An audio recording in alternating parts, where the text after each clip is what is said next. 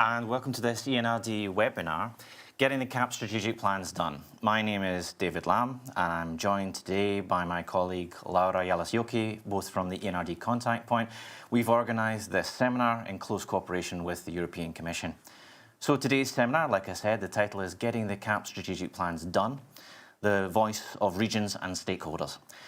So we're going to be joined very shortly by Executive Vice President Frans Timmermans and by Commissioner Janusz Wojciechowski. But first, let's take a look at the agenda of the day.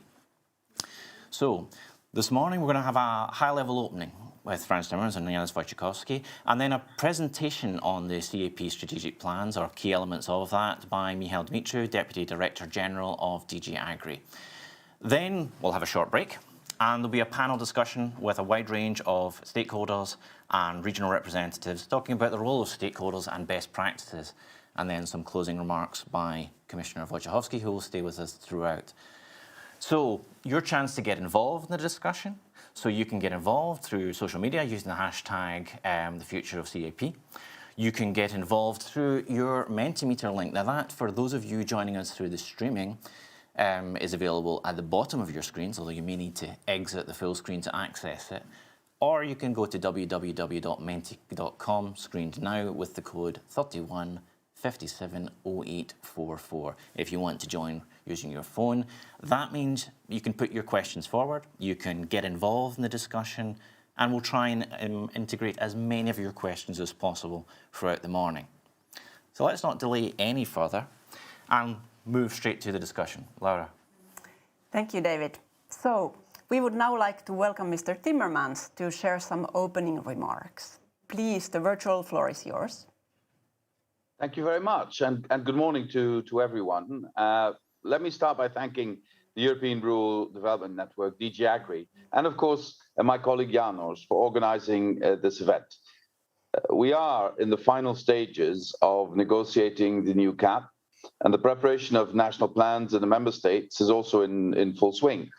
I think we're in a completely different situation than back in 2013 when the first reform of CAP was put into place. We will have 27 plans instead of 118. And by targeting the aid, we will get rid of the system where Pillar 1 money was distributed with no questions asked. The CAP has to help farmers to be custodians of our natural environment. It is in the interest of all of us that agriculture reduces its climate impact and that it stops hurting biodiversity. We're risking the loss of 1 million species.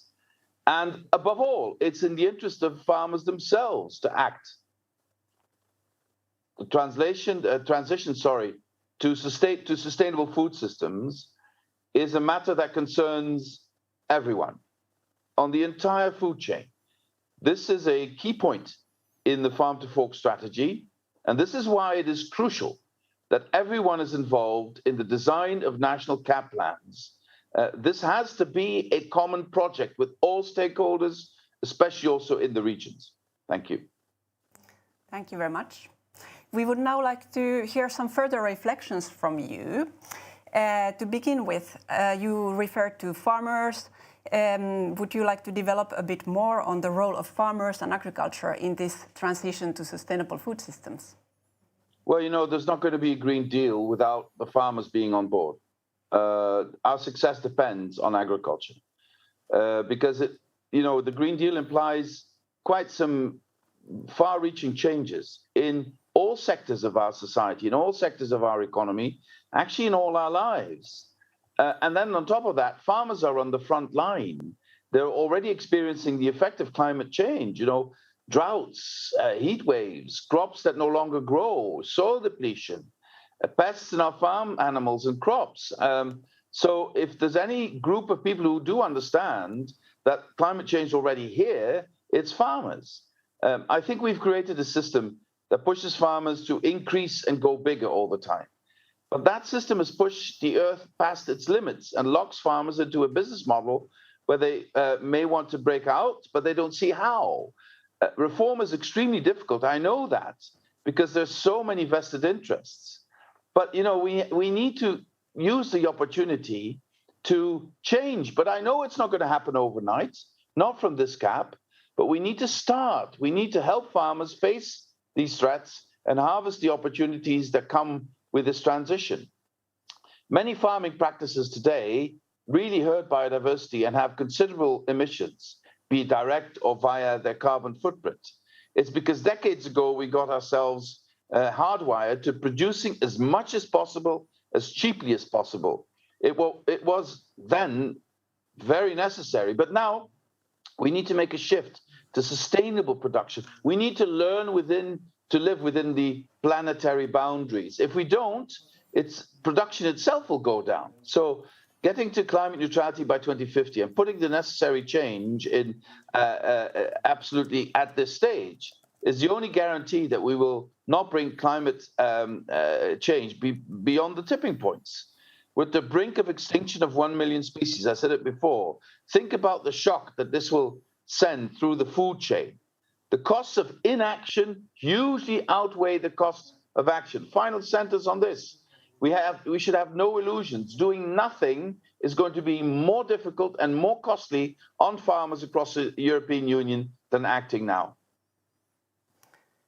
Then talking about the European agricultural policy, what is its importance in all this sustainability transition? Well, you know, as a Dutchman, I know who devised the Common Agricultural Policy at the beginning. It was a Dutchman. Why? Because three things needed to be done urgently. There needed to be produced enough food for all Europeans. That was certainly after the war, certainly not a certainty. Now food is abundant, and we even throw about 20% of it away. We need to change that. But still, food security is on the line because of the climate crisis. So we still have that necessity. Then food needed to be provided at affordable prices. Europeans have access to great quality food at modest prices, and that's been realized. And that's I would say that's the biggest success of the Common Agricultural Policy. Finally, CAP was also always intended to secure a decent income for farmers, because when it was created, the situation in our rural communities was miserable. People were almost starving. They were that poor. So that is no longer the case. But there I'm most dissatisfied. I think that is what we need to change, because we're still in a situation where 80% of income support goes to 20% of beneficiaries. And I'm calling them beneficiaries and not farmers, because often they are landowners and land-owning companies, not the farmers themselves. We have to break out of that system and make sure we increase the incomes of the farmers, of the people who work the land. And in the new CAP, we have an opportunity, because with the eco schemes, changing to more sustainable agriculture will be rewarded. And we're talking about serious money, depending on the agreement that will be reached between the co-legislators about the size of the eco schemes. We're talking about over 40 billion euros, but it's not just about the money. The biggest threat to income and farmers' livelihoods is the climate crisis and the biodiversity crisis. We need this transition, and that's why we need to get away from counting success just by the numbers of wagons of food we produce. We need to make sure we take these other considerations into the equation as well, and especially look after the income of our farming communities. Thank you. So today we will be talking about regions as well. How should we ensure that all regions in Europe get on board in transforming their agriculture and their rural economies towards more sustainability, understanding that they do not all have equal starting points to do this? Exactly, that's it. Exactly. We have to acknowledge their different starting points. By showing that we understand the different starting point, we create a relationship of trust with our regions. Because it's not just the structure of farming and a different socioeconomic situation, it's also about different climatic conditions. Farmers in different parts of Europe are being exposed to climate threats at varying levels. What all regions have in common, though, is that the effects of climate change are accelerating while being more and more unpredictable and intense. Just look at the annual droughts in parts of Europe. In my country, the Netherlands, you never used to talk about droughts. Now we have a drought problem every year. Look at Spain, where you have erratic weather, gota frias, which would happen once every 50 years, and are happening every year. And look at the way the frost effect recently depleting in a horrible way the viticulture in the south of France. All this erratic weather is creating problems everywhere across the European Union. So we need to highlight the importance of rural areas, as they are vital for the economy and the future of a city as a whole. This is what I say when I'm in cities as well. Cities, yes, that's where everything's changing, but cities can only survive if they are surrounded by vibrant rural and healthy rural areas. So we are in this together. And I would say that especially the digital gap needs to be closed as quickly as possible. If we want this new agriculture using the latest science, up to pixel agriculture, precision agriculture, avoiding the use of too many pesticides, etc. We need broadband everywhere, and we need the best possible also physical infrastructures everywhere, and access to education for young people in farming communities everywhere. So these are the things we need to do, and if we do this in close cooperation with regions, catering to the specific needs of the regions, then I think this is going to be a huge success. Later today, you will be discussing the involvement of partners in the creation and implementation of the future CAP strategic plans. As I mentioned before, we need the involvement and expertise of all actors, from stakeholders to local and regional authorities, if we want to make a transition to sustainability a success. So I really count on your support. Thank you. I think we can now turn to the questions from our audience. David, did we get any questions so far? Yes, we have. I'm glad to say that we're joined online with quite a large community putting in their views, and that's great. They're joining in this discussion. So the first question I'm going to come to, if you allow, you were talking about the transition to sustainable agriculture, Mr. Timmermans. There's a question there about consumers, how they can be convinced to opt for more sustainable food products. Are they ready to reward this transition? Well, I think, the first duty we have is to show that we're all in this together. So the whole value chain, starting from the production on the farm until it ends up in the fridges or on the tables of our citizens, all need to be involved. And I think that we have an issue that needs to be addressed, which is, firstly, do we pay a fair price for the food? And of course, if you start talking about that, immediately people will say, well, people don't have much to spend as it is. If you make food more expensive, they'll even have less to spend. But that is something we need to address at the European level and at the national level. If you want your farmers to have a fair price for the produce, how do you make sure that doesn't lead to food poverty? What fiscal systems can you put in place? What systems can you put in place to stimulate? I know Janos has many ideas about that, to stimulate local production, to stimulate local consumption. People want to know what they put on their plate. And let me be very clear. We're not in the business of telling people what they should eat, but we are in the business of educating and informing our citizens about healthier food patterns, about the consequences of their decisions, for instance, for deforestation, because there's a huge constituency out there who want us to help stop deforestation, and also what your consumption patterns have as a consequence for climate change. And I said earlier, 20% of the food gets thrown away. We urgently need to tackle that issue as well to address food waste. So consumers, citizens, because I'd rather call them citizens than consumers, are crucial for the understanding that we need to assure a decent income for farmers, and for that we need to have viable, livable rural areas. Okay, thank you. I think we've got a follow-up question on food systems, Laura, coming through in the chat. Yes, there's a question on what will be the role of regions and rural areas in food system transformation.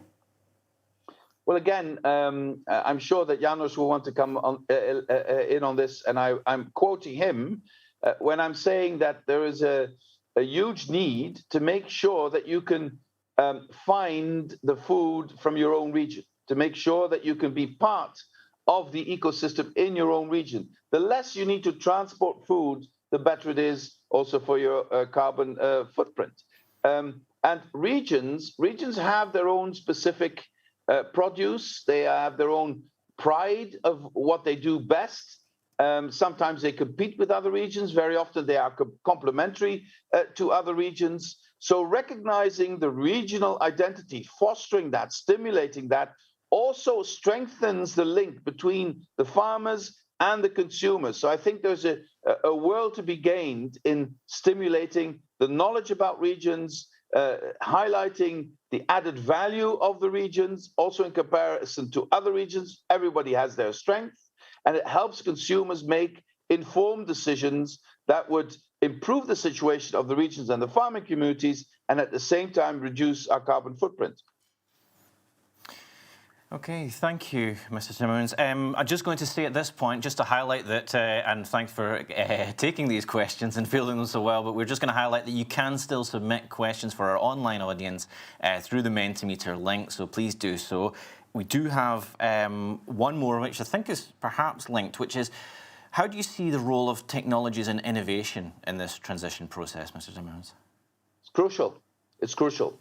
We're not going to make this transition without using the latest possible technology, without spreading them as quickly as possible, without helping. You know, what my ideal world is where every individual farmer can use their cell phone to see what's happening on the ground, to correct, for instance, the irrigation issues or the limited use of fertilizers or pesticides, to have remote sensing help them to be online, also in their administration, to reduce their administrative burden so that they can concentrate on farming and not on filling out forms, to be part of other networks. For that, we need broadband everywhere. We need the new technologies to be checked if they are sustainable, and then to be applied as soon as possible. So much more is possible in farming that would help families create an income for themselves, breaking away from the logic that the only way forward is to produce more and more at lower prices. Okay, thank you, Laura. I was just seeing some more questions coming in through the chat. We have to acknowledge that there's a slight delay in the streaming and the questions coming in. I hope you won't mind if we ask another one, perhaps two questions, Mr. Timmermans. Go ahead. Yep. Well, I think this is an interesting question. It's on different kinds of farmers we have in Europe. The gap is widening between neo-rurals dedicated to small organic farming versus farmers expanding their farm businesses, desperate to gain more money. How could the CAP bridge this gap? Well, I think we need the CAP will be tailor-made for the different necessities we have in Europe. You know what I think is the biggest threat or the biggest gap? It's towards the new generation of farmers. How do we make it attractive for young women and men to come to farming or to stay in farming? I know that there's a lot of anxiety in our farming communities that the children don't want to be part of the family business anymore, don't want to go into farming. I think that is the bigger challenge. How do we make sure that next generations feel closely related to this, and how do we help them make their specific choices, whether it's to go into ecological farming, whether it's to look for other sustainable farming practices. But the future, in my view, and that's why we're insisting so much, Janos and I, on the eco schemes, the future is in sustainable agriculture, in ecologically responsible agriculture, and especially young people need to get an opportunity to be successful as farmers in that area. Okay, thank you for that. We're going to try and take stock of all the questions, but I'm mindful that you have a certain time restriction this morning and can't answer questions all morning. But not only have we been asking people to submit their questions, but they're able to vote on them. So I'm going to give you one that's just come through that's getting a lot of people saying this is a good question. It's, how can we be sure that CAP subsidies will be more targeted when EU countries are determined not to make capping payments to huge farms mandatory? How do we get that targeted system? Well, that's why we're working closely and with our member states on the national plans. That's why we need to make sure they are precise, they're tailored, they're verified. Then we can assure that this will happen in the correct way. And again, let me point to technology. If applied in the right way, technology will support farmers in doing this and will also increase the understanding and the knowledge of what's happening on the ground by those people who need to monitor and support this. So I am quite optimistic about the opportunities that we have, but at the same time, I'm also very conscious of the fact that this transition is going to be complicated. It's going to be complicated. It's going to ask a lot of everyone involved. But then let me come back to what is, I think, the crucial point here. Staying with the old practices, continuing as is not going to save the day. It's going to be more costly. It's going to lead to a depletion of production. It's going to endanger biodiversity. And biodiversity is not an abstract thing. Biodiversity, a healthy biodiversity, has a direct influence on our health.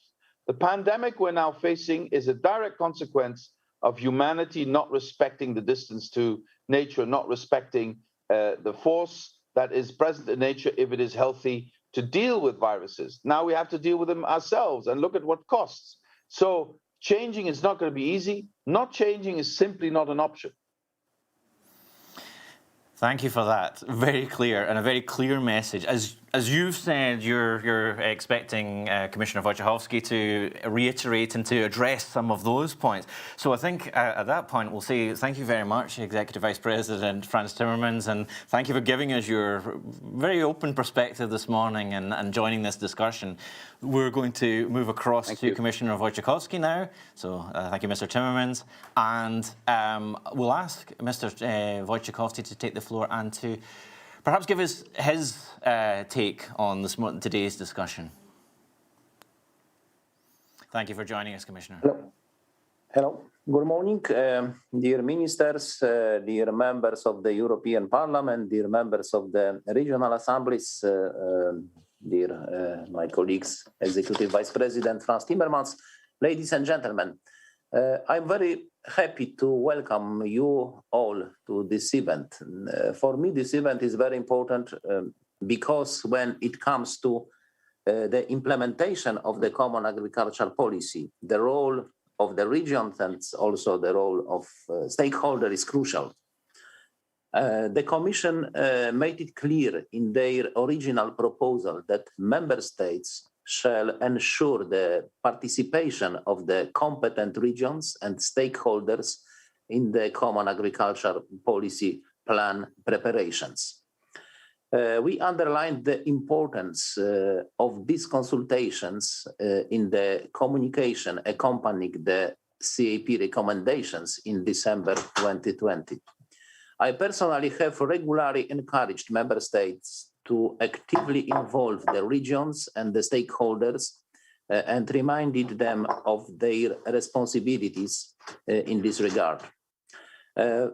For the role of regional authorities in both the CAP plan preparation and the implementation, I wish to highlight the principle that each member state will establish a single CAP strategic plan for its entire territory with possibilities for regional differentiation.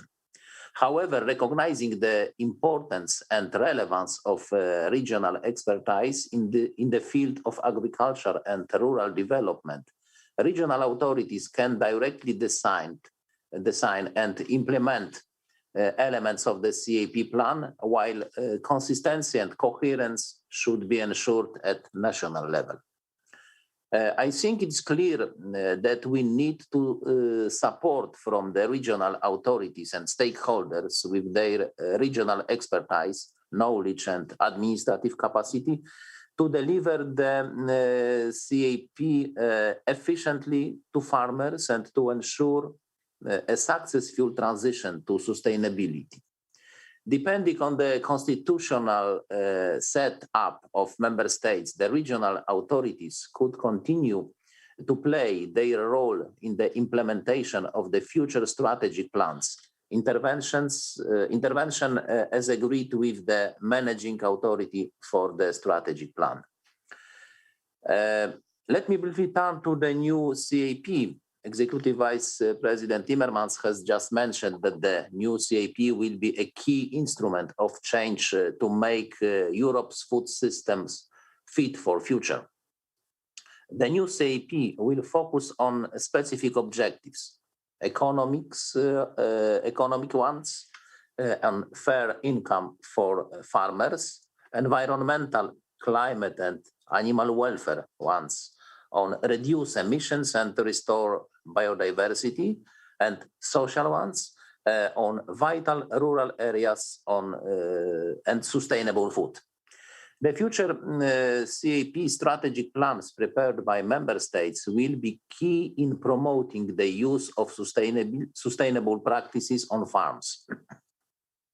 In their future CAP strategic plans, member states will outline the interventions designed specifically for their farmers based on local conditions and needs. These interventions will support farmers for the implementation of sustainable practices related to climate change, environment, biodiversity, animal welfare and plant protection, welfare, and antimicrobial resistance. The CAP strategic plans need to be ambitious in order to achieve the specific objectives of the new CAP. This is why it is important to have a new CAP in place soon. About the trialogues, please allow me give to you your brief update on the trialogues negotiations. The Commission is engaging constructively to facilitate a swift agreement. The so-called super trialogue of 26th of March and the trialogue of 30th of March on the SPR were indeed constructive meetings and allowed achieving significant progress on a number of key issues. I do not want to comment on details of ongoing negotiations. However, I can say that decisive steps were taken to reach an agreement on the future CAP, notably on the new delivery model, confirming the shift to a performance-oriented policy, focusing on results rather than on compliance with detailed eligibility rules. There was also some progress on how to ensure a fairer distribution of direct support and for substantial advancement on the CMO file, notably on wine. All three institutions have shown flexibility to build compromises for the benefit of our farming community. The Commission remains committed to reaching an overall political compromise during the Portuguese presidency to ensure a timely preparation and implementation of the new CAP in 2023. We are at a very decisive moment and reaching a compromise is vital. I'm keen to hear your views, experiences, and suggestions with regard to the preparation and implementation of the CAP strategic plans. Thank you very much. Thank you very much, Commissioner Wojciechowski. If you don't mind, perhaps we can certainly have time for a couple of questions. We've been interacting with our audience, and one that's coming through as well. It was in relation to the discussion with Mr. Timmermans was, how can we encourage greater synergies with other EU funds that could contribute to the CAP objectives? Thank you for this question. The synergy between the policies is one of the key issues, and this is key for the success of our CAP reform, and especially for the green architecture in this CAP reform. I can give you the concrete example: organic farming. We have the very ambitious target in farm to fork strategy and biodiversity strategy to 25% of agricultural land covered by the organic farming. Now we have about the 8% in the European Union. During the next decade, we like to increase to the 25%. In some member states, there is a very small level of the organic farming land. In my home country, Poland, is only 3%. That's a great challenge to increase. And this is important to, the action should be not only targeted to the farmers, but also the question is processing industry, especially small local processing industry, and the increasing of the local market, like Vice President Timmermans said before. This is very important. And to increase this sector, the organic farming and organic food production, we need support farmers from common agriculture policy funds, eco scheme in the first pillar, investment for the organic farming in the second pillar. Processing industry can be developed using the funds from the recovery plan. I'm satisfied that in some member states, there are funds dedicated to the processing industry in their recovery plans. This is very important. And development of the local market can be supported from the cohesion funds. For the local government administration, the communities, they can apply for the funds for the development of the local market for the organic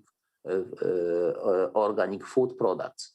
And this is the concrete example of the synergies between policies.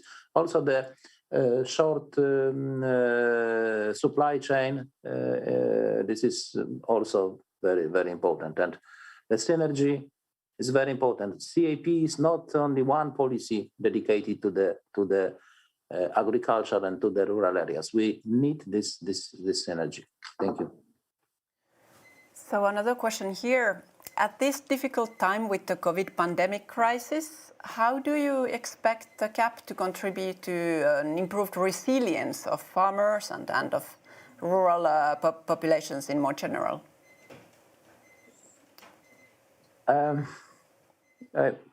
I remember the difficult time at the beginning of the crisis, more than 1 year ago, in spring 2020.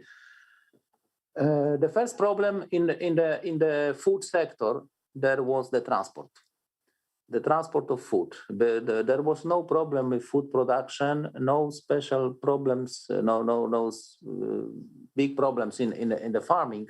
But the problem was transport, blockade of borders, and food transport, live animals transport, which was stopped on the borders.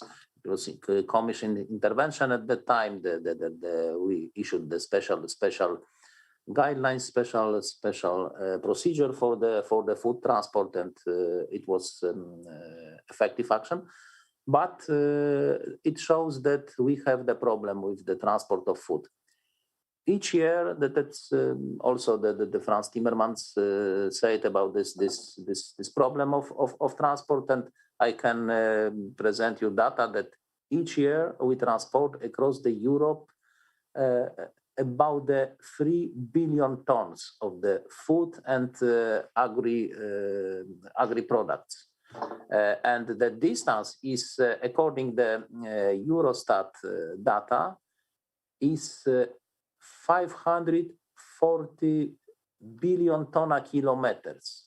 It shows that the statistical distance from farm to fork is about the 180 kilometers. Each statistical piece of food is transported in Europe such long distance.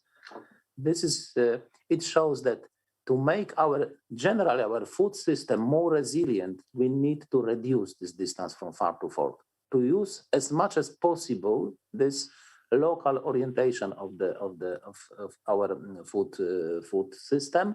Then European Union is big food exporter. Of course, there is 170 billion euro export, 120 billion euro import, and we are interested a lot about the export possibilities.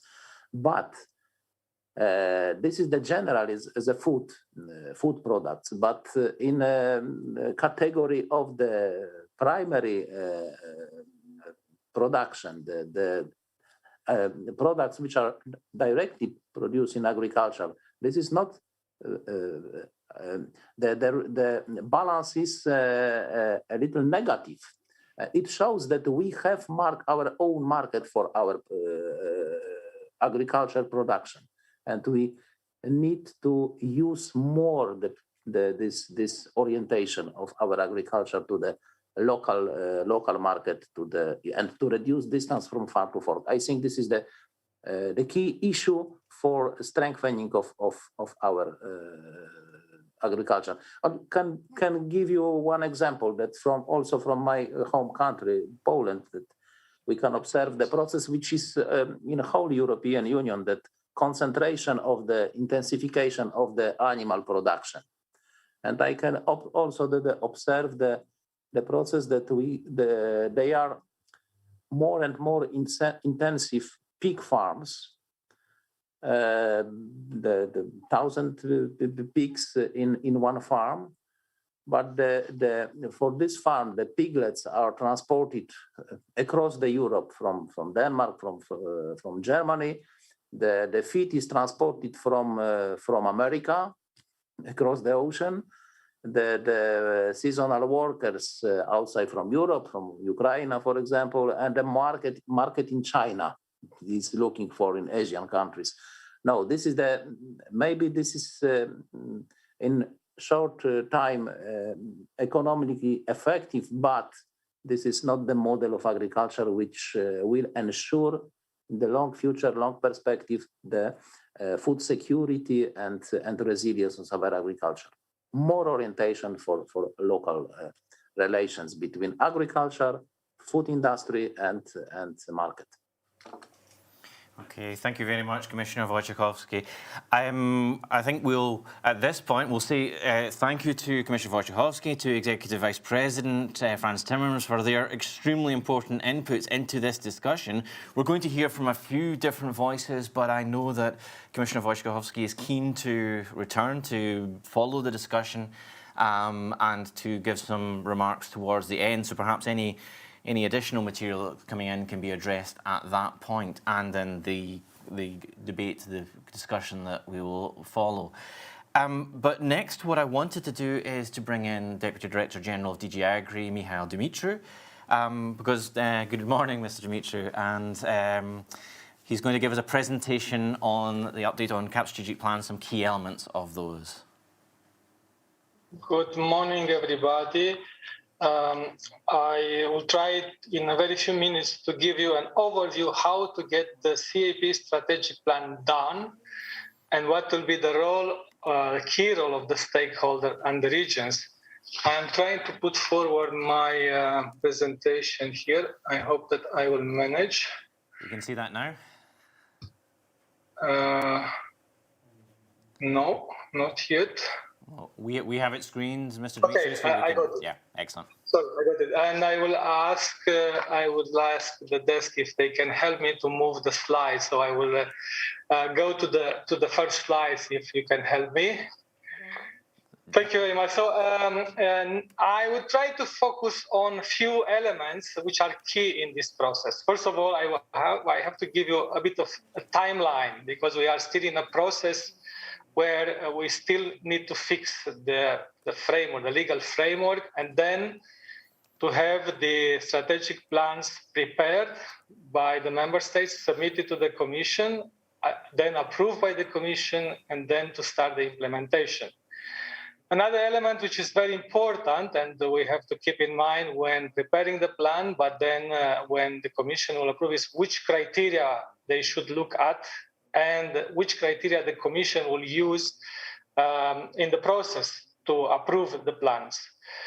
Then we come to the core element. I think the Executive Vice President and Commissioner Wojciechowski, they presented the challenge ahead of this important green and digital transition, and the CAP plan has a key role to play in this process. And I'm going to give you some basic elements of the link of the CAP strategic plans with the Green Deal, and especially with the objective of the farm to fork and the biodiversity strategy, and how the recommendation issued by the Commission to each member state, they should be considered in this process. I'm coming to probably the purpose of this event, the role of stakeholders and the regions in this process, and trying to explain what we expect using the partnership principle from the stakeholders and the regions in this process. And then I will give you some key elements about the approval and then the implementation of the strategic plan. If you can help me to move to the next. So we have to get in each member state a national strategic plan. Executive Vice President explained that we are moving from a system where we have different implementation instruments for the first pillar, a second pillar, and then market intervention, to a single strategic plan per member states. And I think I will mention three key elements to be kept in mind for these strategic plans.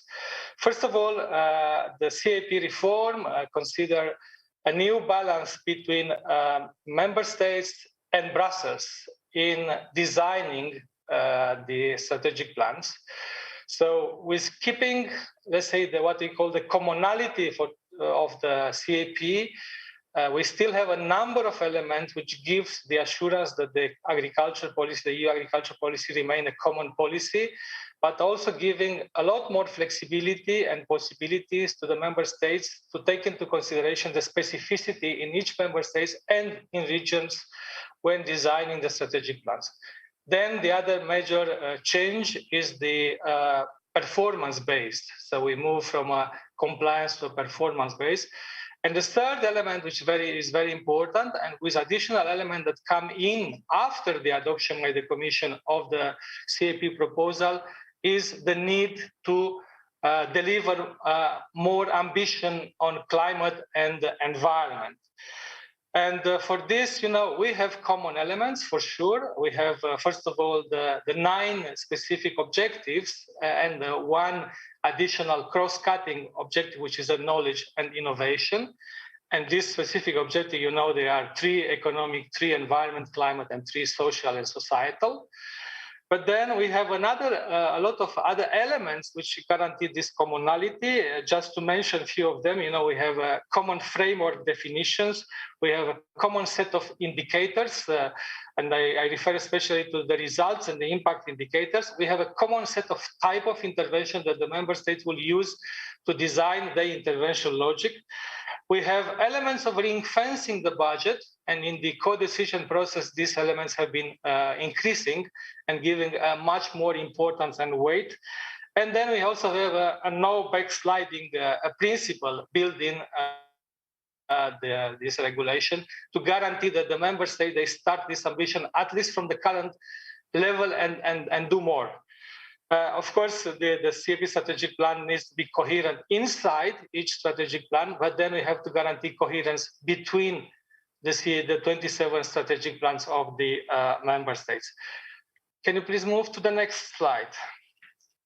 So timeline, I think the process, soon we will have celebrate, if I can say so, 3 years since the adoption by the previous college of the CAP proposal for a new reform.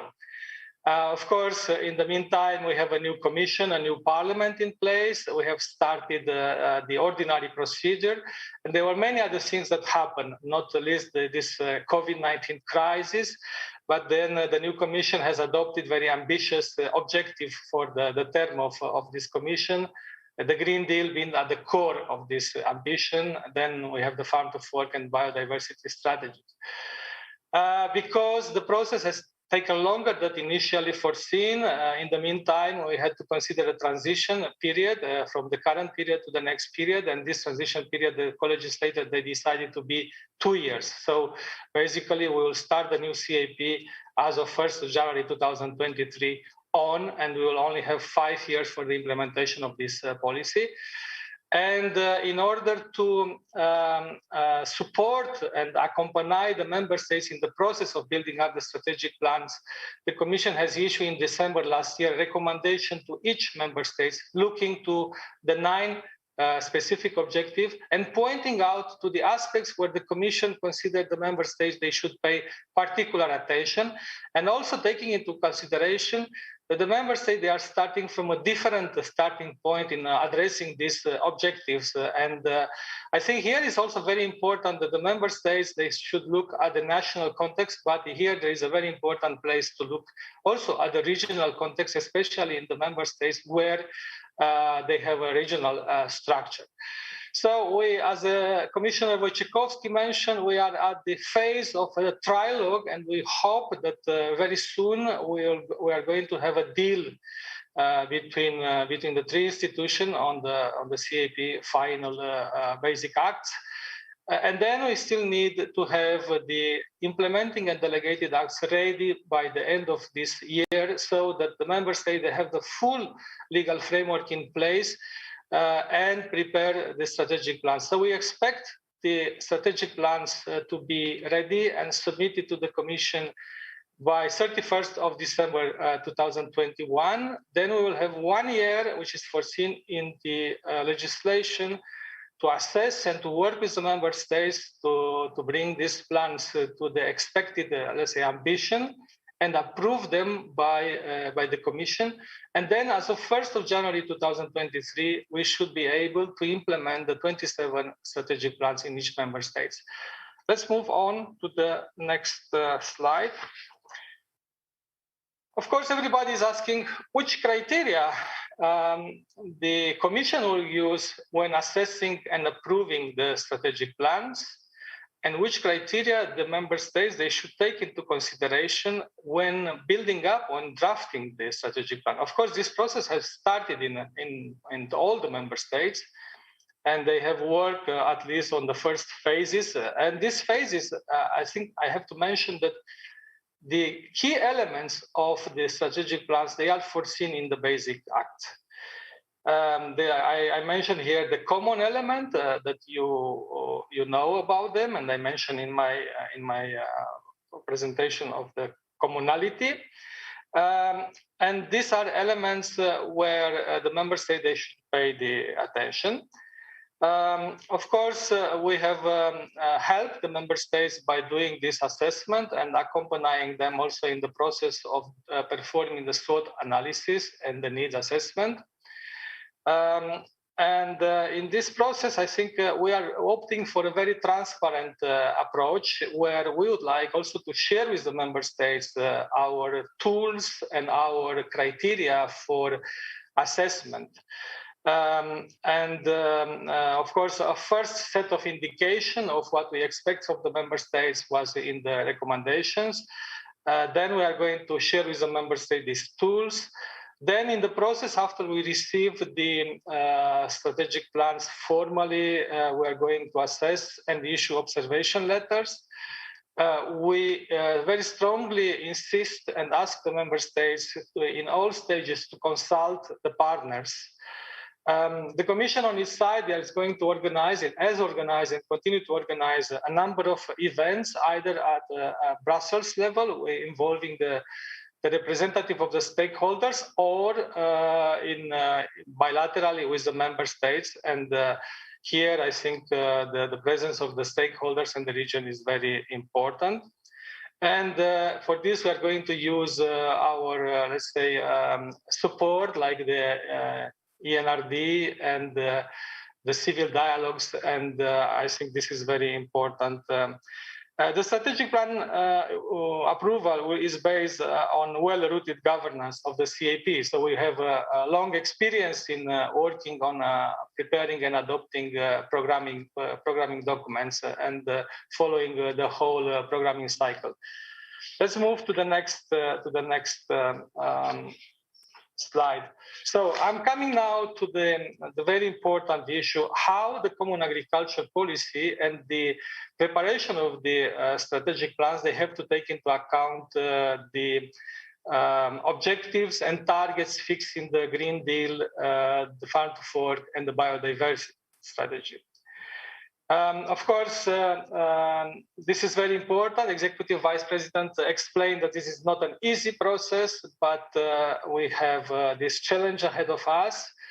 And the common agriculture policy has built in a lot of elements that will help the farmers in this challenging transition.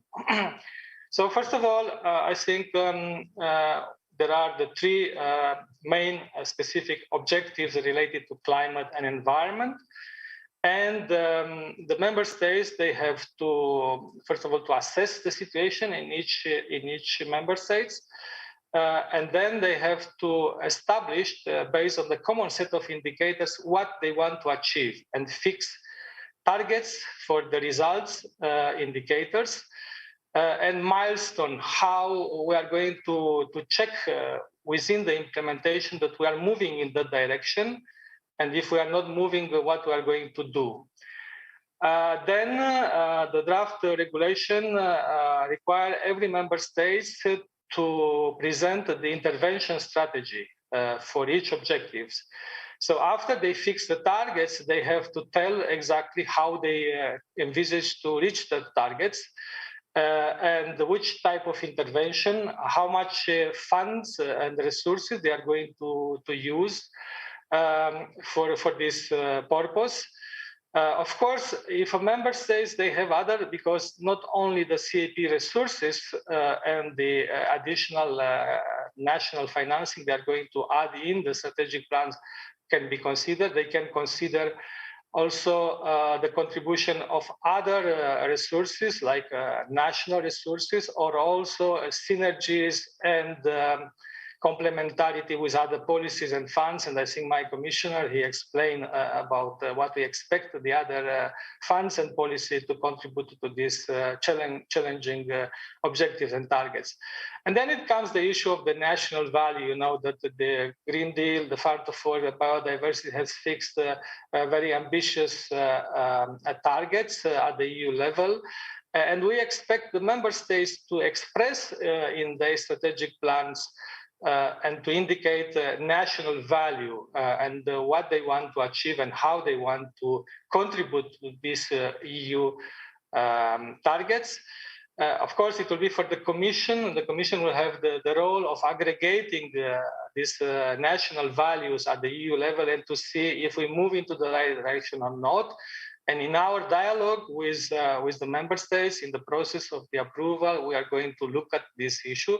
Of course, here, I think we have made an analysis, and the recommendation made by the Commission also point out in each member states how far they are from moving to this direction. And then I think in this process, the Commission will inform regularly the co-legislator, the Parliament, and the Council what is the situation and progress toward the targets. And in the implementation, we are going to have corrective actions. As I mentioned to you, we'll have milestones which are intermediate, let's say, targets. And when we see that in a strategic plan, the direction or the speed is not the appropriate one, we have to sit together with the member states, with the stakeholder, and to try to move in that direction. Let's move on. I mentioned to you in December last year, it was an obligation the Commission has assumed to issue this recommendation to each member states. I think this recommendation, they point out to the main aspects the Commission would like the member states to take into consideration when addressing these specific objectives.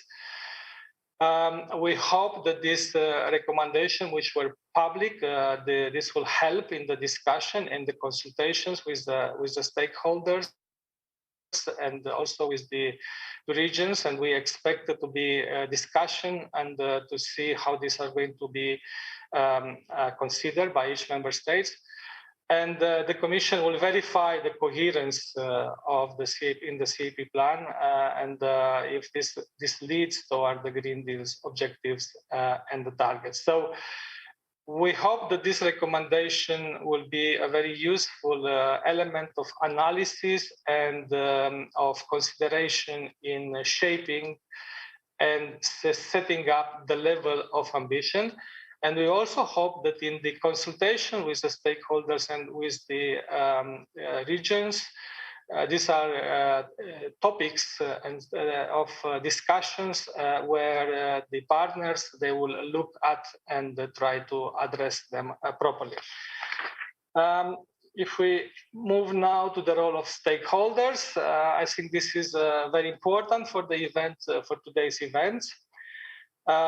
You know that it is a general principle for the EU policies and programming that the preparation of the programs, they are done in partnership with the stakeholders. I think the role of the stakeholder in this process is very important, especially in the context of this higher ambition, and especially in the context of the new instruments Executive Vice President and Commissioner Wojciechowski mentioned. I would only make the example of eco schemes. If we want to be successful, as this is a novel element, we need to work with the stakeholders. We need to work with the regions. We need to address the specific needs and to design this scheme in such a way that we have sufficient attractiveness by the beneficiaries, that the eco schemes, they really address the needs for better management of natural resources, for combating climate change. And I think that here we expect the stakeholders to participate actively and to tell the administrations what in their view is working and what is not working. I think the transparency here is also very, very important. I mentioned that we want to ensure the maximum transparency in this process, and we consider and we always encourage you, the stakeholders, but also the member states, to play this game correctly and to organize these consultations seriously. And we are going to support this process. Let's move to the next, to the role of the regions. I know that the regions, they consider that by organizing the CAP for the future under one single strategic plan, they have the fear that maybe their role will be diminished. But I think it is the first time when we propose a strategic approach where all the elements of the CAP, they are put together in a strategic framework. And I think this does not have the intention to diminish the role of the regional authority in designing or implementing the CAP. And I think there are a lot of elements which still could be defined at the regional level, but then they will be aggregated and introduced in a coherent way in a national strategy. Here, I think the national managing authority, which will be the main interlocutor of the Commission services, they have to organize this process, and they have to consider, according to the constitutional order of each member state, the role and to involve actively the regions in the preparation of the plans, in the implementation, and then in the monitoring, amendments, evaluation of the policy. And I think this is very, very well proposed in the strategic plan regulation, which is still under the process of ordinary procedure. And I think recently we have discussed with the co-legislator the role of the regions, and I think now the co-legislator, while they consider that we should keep the coherence of a national strategic plan, they propose amendments to guarantee this role of the regions in the process. I think what is very important here is to maintain the coherence of a national strategy while allowing elements of regional relevance to be taken into the strategic plans. But there are some aspects which should not undermine the logic of the strategic plan. I think for the SWOT analysis, the need assessment, and intervention logic, this should be made nationally, of course, taking into account the the specificity, and there is a possibility to take this into account by designing the intervention, by proposing the intervention logic.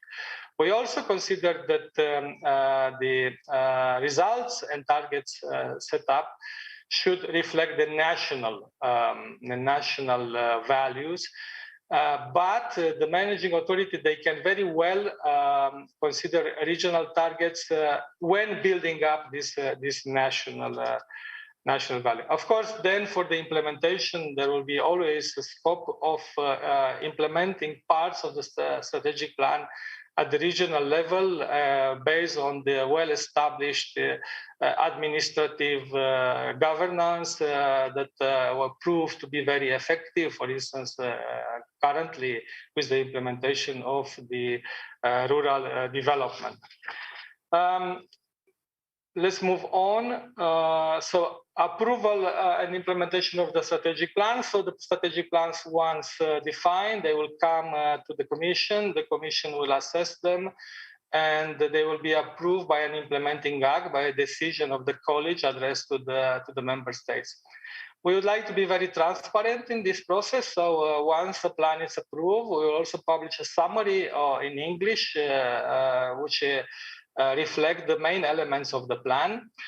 Then I think we want the full transparency on sharing, on awareness raising, and sharing this and involving the stakeholders.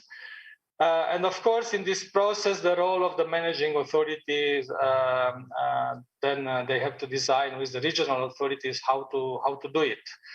Of course, we will also keep this process of transparency at the EU level, and we are going also to, according to the recent proposal in the co-decision, to inform the Parliament about, let's say, a summary of aggregating of all strategic plans at the EU level. Let's move on.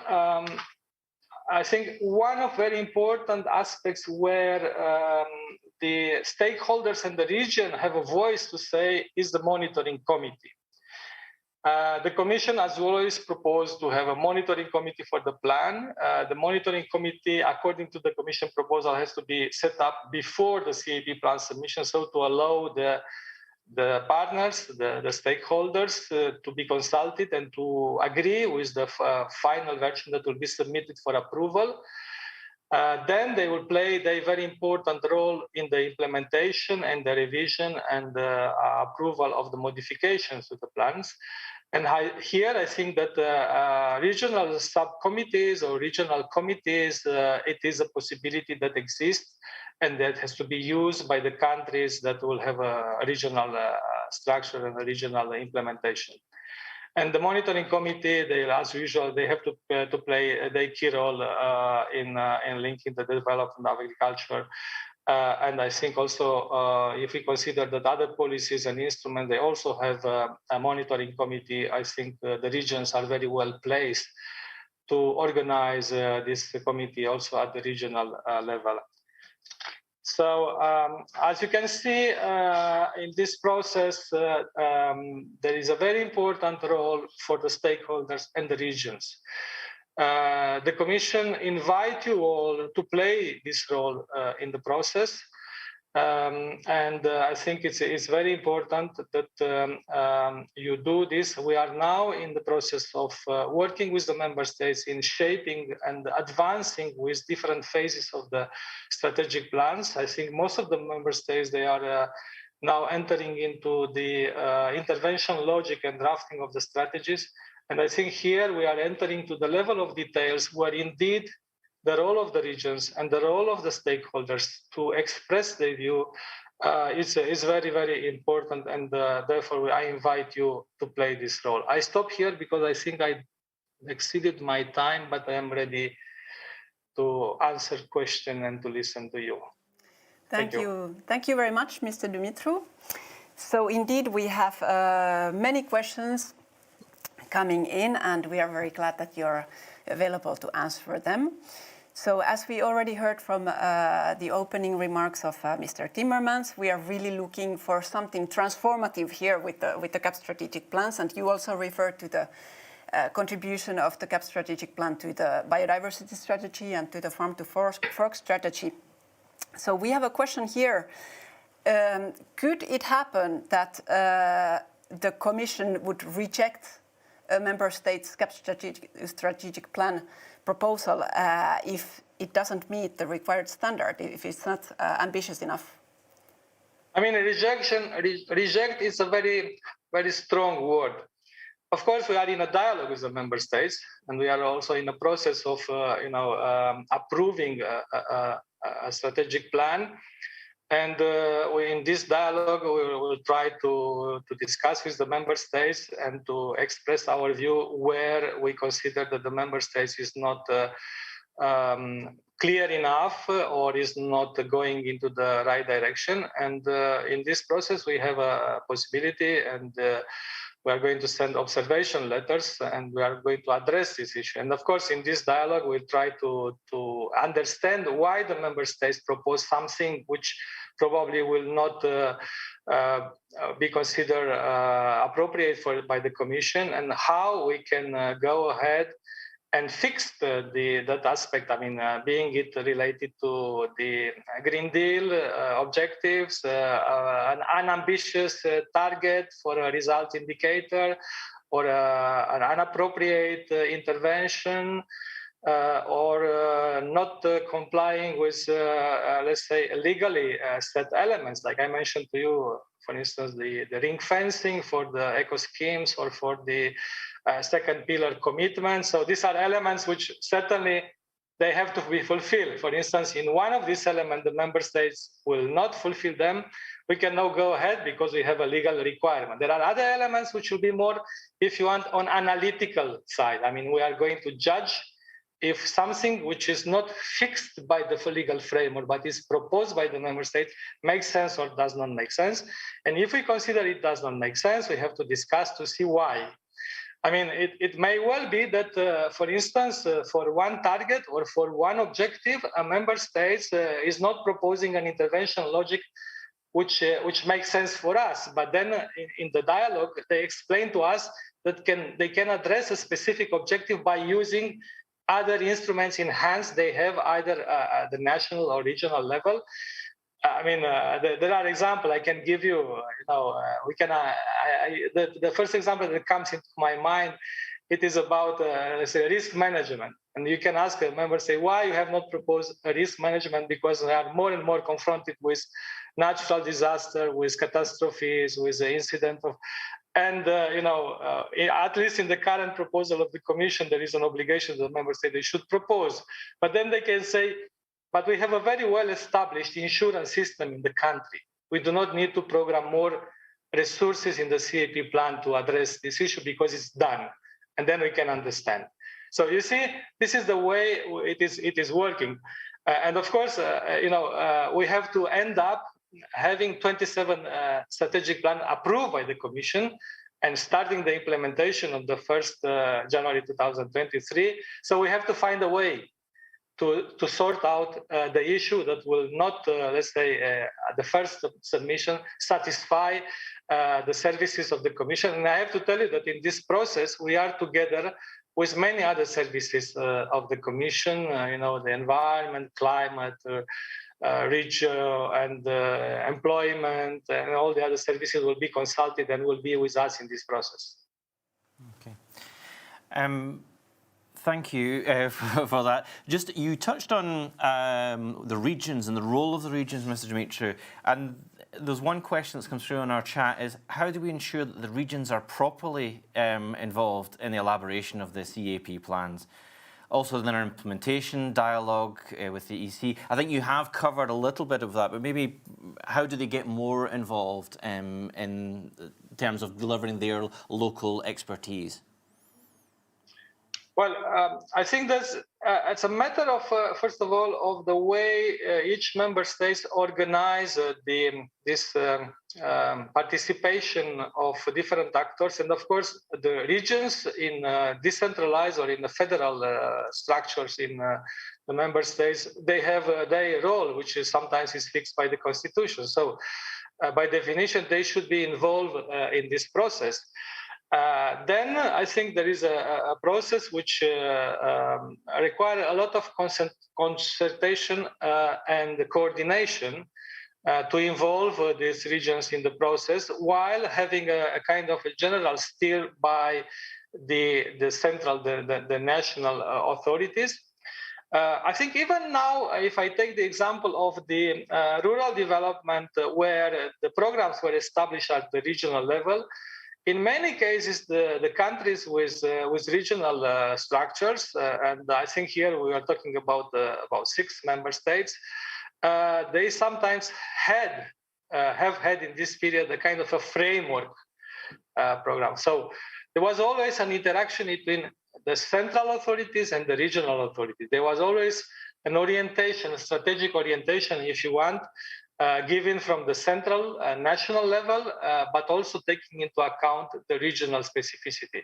Of course, there are many elements now, both for the first and the second pillar, that can be set up regionally, but then they will have to be built up and integrated in a strategic plan. So there might be interventions, there might be different specificity that they have to be taken into account in one region and another. The regions also they have a very important role sometimes for the rural development. Probably they will keep a co-financing part of the budget, and of course they have to discuss with the central authority, because they have to know exactly how much they can co-finance. What is not in our competence here, we are always discussing with the member states is how they decided to allocate and to split the resources. I think now we have a lot of elements related to the level of ambition, if you want, regarding the budgetary planning in a plan. But the issue of splitting, let's say, envelopes on the regions, this is always a matter of a national competence. But then, even in terms of fixing targets, I think, and the setting up the national value for this ambitious and objective for the Green Deal, I think they will have to be aggregated somehow. They will come from regions and then build up at the let's say national level, and probably and what we want to have, we want to have national targets, national milestone. But then they are built up from something which comes from down, from the ground, from the local and regional level. So, there is also the knowledge, the strong knowledge at the regional level, and then in the implementation. In the implementation, the region they will have an important role to play, because they always, for instance, for rural development, they've been implementing these actions at the regional level. And I have to tell you that even in centralized country, even in the current period, sometimes the government they decided to give implementation to the regional. So I think we have a well-established administrative governance, which have to stay and build up on what we have. Thank you. Thanks. So talking about stakeholders also beyond the regions, in your opinion, has the partnership principle been reinforced by the process of preparing the CAP strategic plans? And there was also a question on whether stakeholders will be involved in the assessing of the plans. Well, partnership principle is here, and it is the basic principle for developing a plan. How much it is reinforced, it depends very much also on the way the process is organized at the national level. It depends also very much on how active the partners are. I mean, we know that sometimes the process is not optimal for different reasons, but we want this process to be well done. And this is why we encourage the stakeholders and we encourage the regions and all the partners to play the role they are called to play. We are also asking continuously the member states, and we are in this dialogue with the member states, to remind that the partnership principle should be properly enforced. So I think this principle is there. I think it's a lot of possibility to apply it correctly. we had in the past, we built up a lot of knowledge and a lot of guidance, if you want, how to apply, which is still valid. We are looking for the future with the other policies, because this is not only for the CAP. It applies in all the other share management policies and fund management. So we always want to do it better. And we stand ready with our advisory capacity, with our support, with our ENRD, with our dialogue to help in this process. And this is why I said I think in the future we are going also to help in this process by organizing, taking the initiative, or either with the network or in the civil dialogue, to organize events to support this process. Okay, thank you very much, Mr. Dumitru. I think there are lots of questions we're getting through the chat, but I'm a little bit conscious of timing, and that we should move into the break. And okay, perhaps we're getting the signal that we can continue for a few moments. So I'm just going to see if there's any questions here. There was, if you don't mind, Mr. Dumitru, there was one more in terms of biodiversity. There were a few questions on biodiversity.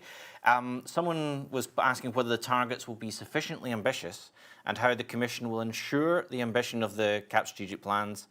And also there was a little bit of bringing in the eco schemes on that as well that we're perhaps trying to pick up on. But biodiversity targets, how do we make sure they are ambitious enough? You've said a little bit about that already. Well, I think first of all, we have now at the EU level set up an ambitious target for 2030, which is 10%. We should give to the nature 10% of the agricultural land.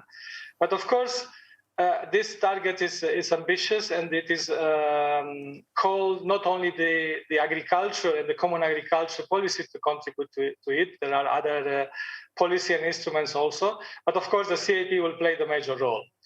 And to play the major role, I think we have tools in our proposal to address it. So first of all, we have the conditionality. So we have a dedicated good agricultural environmental condition, which is the famous Guide 9. We are working now in the co-decision to ensure that at least each farmer, or at least each farmer above a certain size, they dedicate part of their farm they preserve the non-productive and they pay attention to the biodiversity. So this is the first layer, if you want, in the policy that contribute to this. Then we have the voluntary part. So we want to encourage farmers that want to get into voluntary commitments, and we have a lot more possibilities. And I think Executive Vice President and the Commissioner Wojciechowski mentioned about the eco schemes. We have a strong hopes that the eco schemes and member states will develop a very, let's say, effective eco scheme also covering the biodiversity, where the farmers can get into subscribe for these eco schemes and contribute to the biodiversity. And then this can be done also under the second pillar. We have also other measures where we can contribute to this ambitious target. So we know very well the direction. We know the EU target overall. We know the instruments we have in hands, and we have to build together inside each strategic plan these instruments and put them together to be ambitious and to contribute to this target. Okay, thank you. Laura? So one more last question before we go for a break. In order to change the way we look at Europe, what about simplification? And in particular, the right to make mistakes? Quite an interesting question. Would you have any reflections on this? Well, simplification was one of the guiding principles when we started to work and put forward this CAP reform. We discussed a lot about the simplification, and I think the simplification, it's a need. I mean, everybody recognizes that the level of complexity we reach in the CAP is very high, and we have to aim for this simplification. But this simplification now, it has to be played at different levels. With the new strategic planning and the new delivery model, a lot of details which previously existed in the EU regulation at the EU level, now they are no longer there. they are moved into, let's say, left to the discretion of the member states. So therefore, I think the member states now, they have a very important objective to keep in mind when designing the strategic plan, also not forgetting simplification. So yes, they take into account many of the specificity they have. Yes, they have more freedom to design the interventions, but keep in mind the simplification. And I think the simplification is very important for the final beneficiary. I mean, there is simplification for the administration, but I think the most important is the beneficiary. They are not confronted with additional level of complexity. And I think a very important element for the simplification is also offered by, by the digitalization and the transformation of the administration by using the digital tools, by changing, on-the-spot control, by monitoring by satellite, or integrating all the tools we have together, by using artificial intelligence, by using new technology. I think this is going to play a very important role in future simplification, especially for the beneficiaries. I mean, we are already moved and made good progress in digitizing applications, simplifying the control by introducing these modern tools. But of course, it's also a matter of how details or how simple or complicated the strategic plans will be. It is also important what level of details we are going to have in the finally adopted legal framework. And we have to, at each level, to take into consideration and to keep in our mind that we also have an objective of simplification. Okay. Thank you very much, Mr. Dumitriu. I'd like to say at this point we could go on asking all these questions for quite some time, but I think we should stop there because we're about to move into a break. I want to thank Mr. Dumitriu for taking the time to answer all those questions so succinctly and in a real detail. We're going to capture all these questions into the consultation process, into all our future work. Not to forget, of course, the role of the networks and delivering partnership. We should be underlining, of course, it's our role to say that the rural networks play a very important role in that partnership principle and in the exchange within regions, within member states. I want to just, before we come back, your questions, keep them coming. We're moving to the panel session just after now a very short break. But just to thank Deputy Director General Michal Dumitriu, Executive Vice President Franz Timmermans, and Commissioner Wojciechowski, who will, of course, join us towards the end for some closing remarks. But just want to recall some key messages from Mr. Timmermans. The Green Deal can't be done without the farmers. All stakeholders need to be involved in the CAP strategic plans. And that way, the CAP can be delivered with balance, but bearing in mind the need to preserve fair incomes. Please join us again just in 6 minutes' time when we'll have a larger, wider panel of stakeholders ready to take your questions and discuss this situation, discuss this whole scenario a little bit further. Thank you for now and see you soon.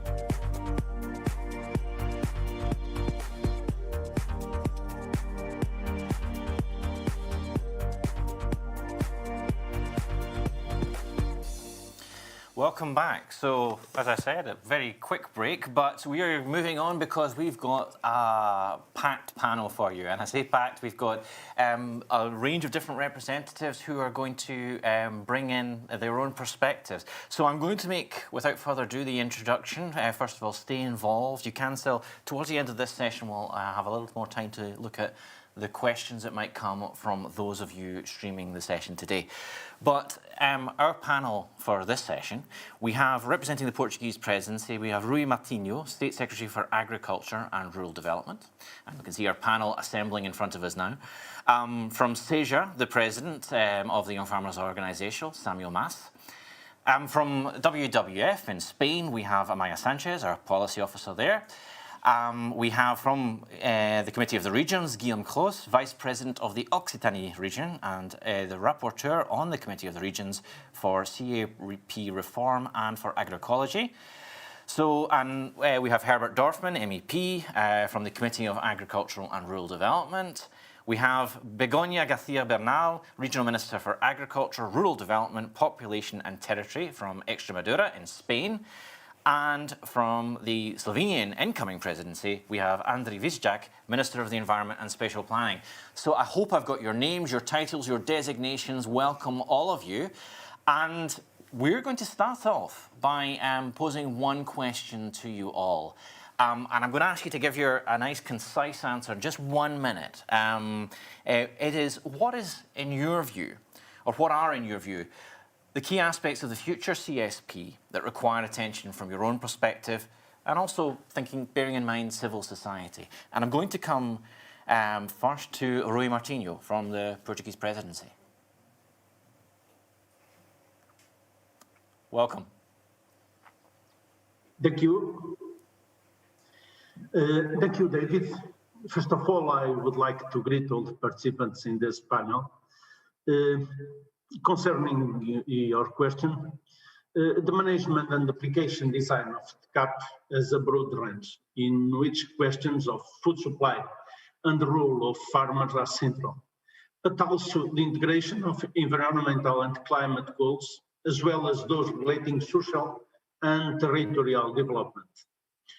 Due to the diversity and amplitude of the program, it's understandable the importance of a participative programming, particularly by regional entities connected to the sector and territory, as well as those of an environmental and social nature.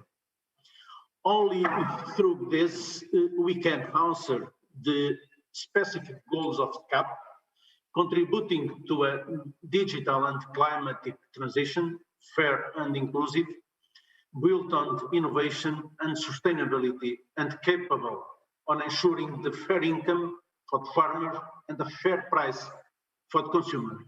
Thank you. Thank you very much, Rui Martinho. So then, moving across to Samuel Mas from SEJA, same question to you.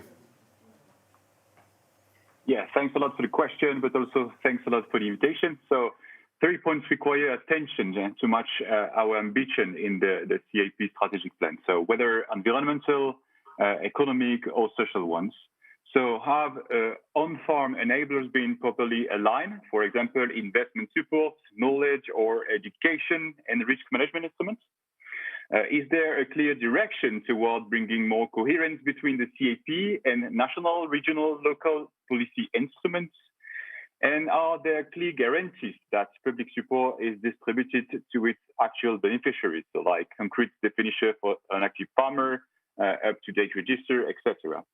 And so these three questions are at the heart of the young farmers' challenges. And if I can give you one example on land access and mobility, which require massive investment, but also enabling land planning policies at regional and local level. Well, thank you very much. Thank you very much, Samuel, and also thank you for respecting the time that we have. So if I can turn to Guillaume Cros from the Committee of the Regions, your perspective on the same question. Thank you for your invitation.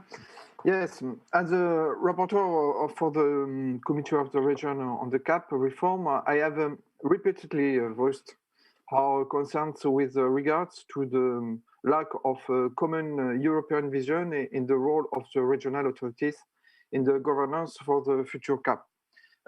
Today, many regional authorities have responsibilities managing authorities for regional rural development programs.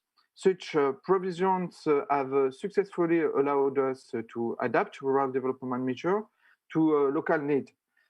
This management, as close as possible to the field, ensures that the problems of certain areas left behind was better taken into account. As the discussion on the role of regions in the future CAP enter the trilogue phase, we call on the co-legislator to ensure a comprehensive and common approach to the governance of regional interventions in the future CAP. In particular, we ask for the introduction of a clear role of regional authorities in the CAP plans governance and in the management of rural development interventions, as also supported by the European Parliament in its resolution on the common agriculture policy. It is not a principled position, it is needed to achieve our common targets. Okay. Thank you. Thank you very much. So let's turn from the voice of the regions to the Parliament Committee on Agriculture and Rural Development, and from that we have with us Herbert Dorfman. Yeah, good morning. Good morning. Well, I think we spoke a lot about sustainability this morning, which is for sure important, but I would like to remember that agriculture and the common agriculture policy must remain also an economic policy. And I think the CAP strategic plans need to design a future for agriculture and for rural development in a member state. And there, for sure, a more sustainability, ecological and economical sustainability is important. And I think this policy needs to be a policy for the farmers, but it needs to also to be a policy for the economy in a member state. And take my own member state, Italy, for example. The food production, food processing, and food trade is extremely important. Italian food is known all over the world, and agriculture and the food processing guarantees hundreds of thousands of jobs in Italy, creates landscapes. Imagine a region like Tuscany without agriculture. So it is much more than a simple request of more sustainability. And so I think this CAP strategic plan need to combine these things. They need to bring this sector to a bright future, keep this sector interesting also for young and attractive for young people. And it needs also to look at the trade agenda, because we are producing food for our people, but we are also selling our food all over the world, and we should also be proud of this. As I said, European food and also food from my region, from my country, from my member states, are not only important in Italy or in Europe. It is an important product for all for trade all over the world. Okay.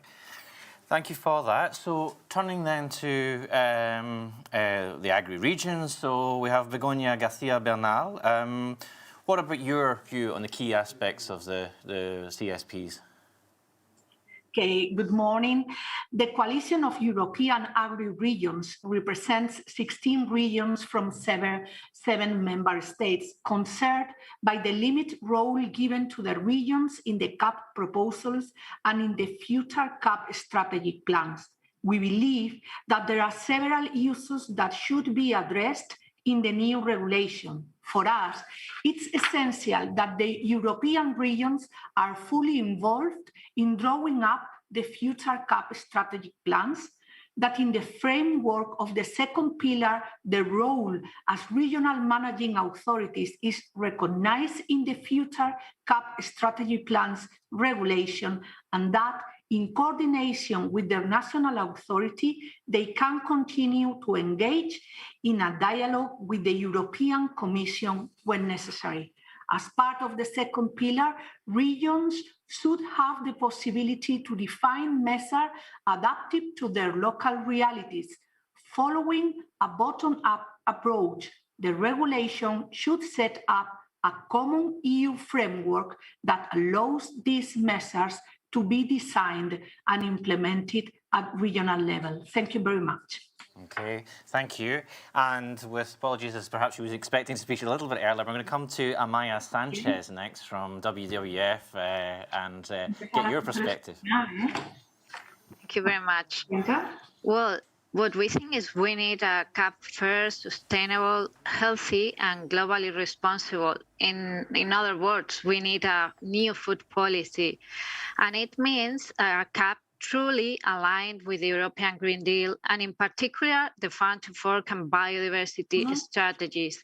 For WWF and many other organizations, there are three basic principles to achieve this. The first one is public money for public goods, especially for high nature value systems and farmland in Natura 2000 and under organic production. Second one, removal of perverse subsidies such as direct payments based on historical references or the investment of public money on new irrigated areas that contribute to water scarcity. And the third, ensuring a minimum participation and a real transparency of a broad and a plural range of stakeholders from the very early stages of a strategic plan design to the last day of the application period of the plans. And to finish, we would like to remember that the CAP is an essential part of a much wider, ambitious, and required process that is the agroecological transition to sustainable and resilient food systems. Because we can't produce health food if our farms, our fields, our rivers are sick.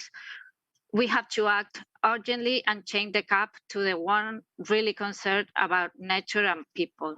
Thanks. Okay, thank you, Ms. Sanchez, and for your patience too. And last but not least, we started with the Portuguese presidency. We will finish with this first round with the incoming Slovenian presidency. And Andrej Vizjak, Minister of the Environment, there, your perspective to round out this first round. Firstly, thank you for inviting us to this important event and for giving us the opportunity to be part of this panel discussion. Agriculture and environment are closely related topics.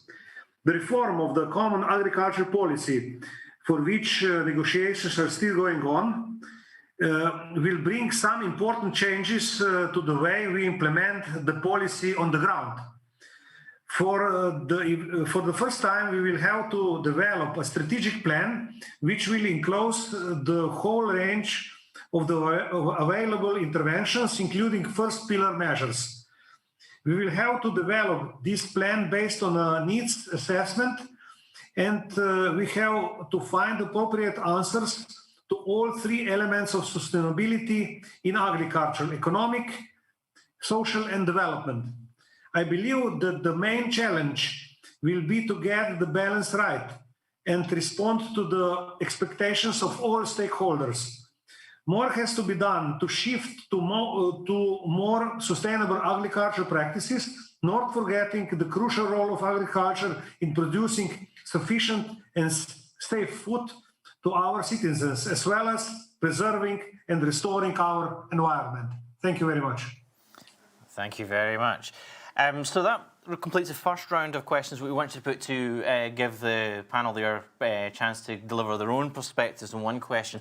Now, Laura and I are going to shift to some more specific questions for all of the panel. So I'll start once again with Rui Martinho. How are the ongoing consultations on the future CAP strategic plans advancing in your own country? Do you have any good practices that you would like to share? Thank you, David.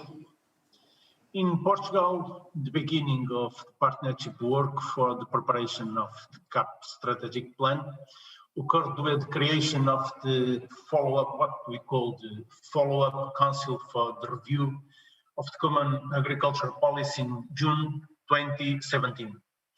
The council's mission is to identify the main challenges, contribute to the formulation of national options regarding the future of the CAP for the period after 2020, followed the discussion in the European institution, and gave its opinion on matters relating to the future of the CAP.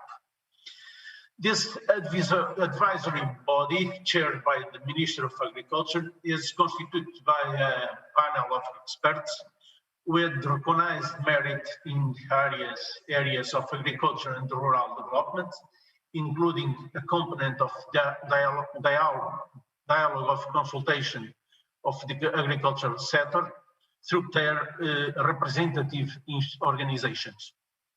The CAP strategic plan coordinating entity meets with partners from the agriculture and forestry sector, environmental entities, and the representatives of the regions, and also promotes meetings with other ministries, some of the highest level with participation of ministers and secretaries of state, an interministerial partnership exercise. We would also highlight an articulation with the evaluator responsible for the ex-ante and strategic environmental assessment. We immediately start an extended consultation process, which ran from 16 November 2020 to 8 January 2021. This focused on the following types of background documents for CSP planning: the diagnosis for each of the specific objectives for the cross-cutting objective, the diagnosis of agricultural subsectors, SWOT analysis, strategic orientation and intervention logic, which includes the national strategic vision, the articulation between national challenges and CAP objectives, and the identification of needs. Thus, the different components of the Common Agricultural Policy Strategic Plan, we call PEPAC, were subject to contributions resulting from this process, which include economic and social partners, as well as entities representing the agricultural sector, environmental and civil society. Taking into account the results of this first stage of broad consultation, these planning documents will be modified, and the second stage of broad consultation is planned to take place between August and November 2021. Thank you very much. Thank you. Laura, yeah. Thank you. Next question goes to Samuel Mas. So how have your organization, your members, been involved in the CAP plan preparation in different member states so far? And would you say that these consultations are leading to any new forms of supporting young farmers in Europe? Thank you very much for the question. So at the end of 2019, we conducted an internal consultation with our members, and we created a catalog of listing the needs and instruments identified when it comes to the specific Objective 7 on generation renewal. So content aligned on the three sub-objectives linked to the land, so credit and investment, knowledge and education, and taking into account the national, regional, and local policies. So there we made a SWOT analysis, assessment of needs, and list of instruments. So two objectives we listed. So first objective is to look at the capacity building for members to interact with their governments. For example, getting inspired of instruments available in other member states. Second one is in the long run, it will also allow us to follow up whether the implementation of this reform match young farmer expectation. And when it comes to our members' involvement, they have been involved in a discussion which took different form from our member states to another. Example, roundtable, one-on-one meetings. But many of them reported a break into consultation due to the sanitary restriction.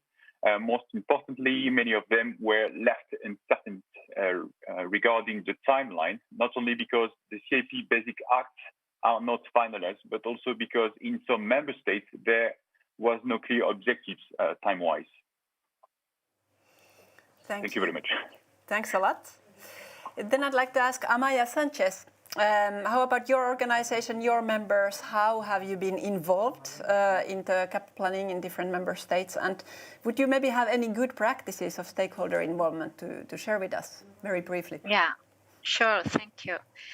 Well, from the early stage, around 15 European offices of our network of WWF have been following the process of CAP reform. Remember that Living Land campaign in 2017? We started our advocating and campaigning action to this period.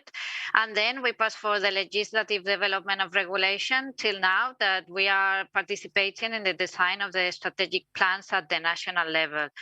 Particularly in Spain, we have prepared amendments, position papers with clear and constructive proposals, and we have shared them with national and regional governments and also with civil society.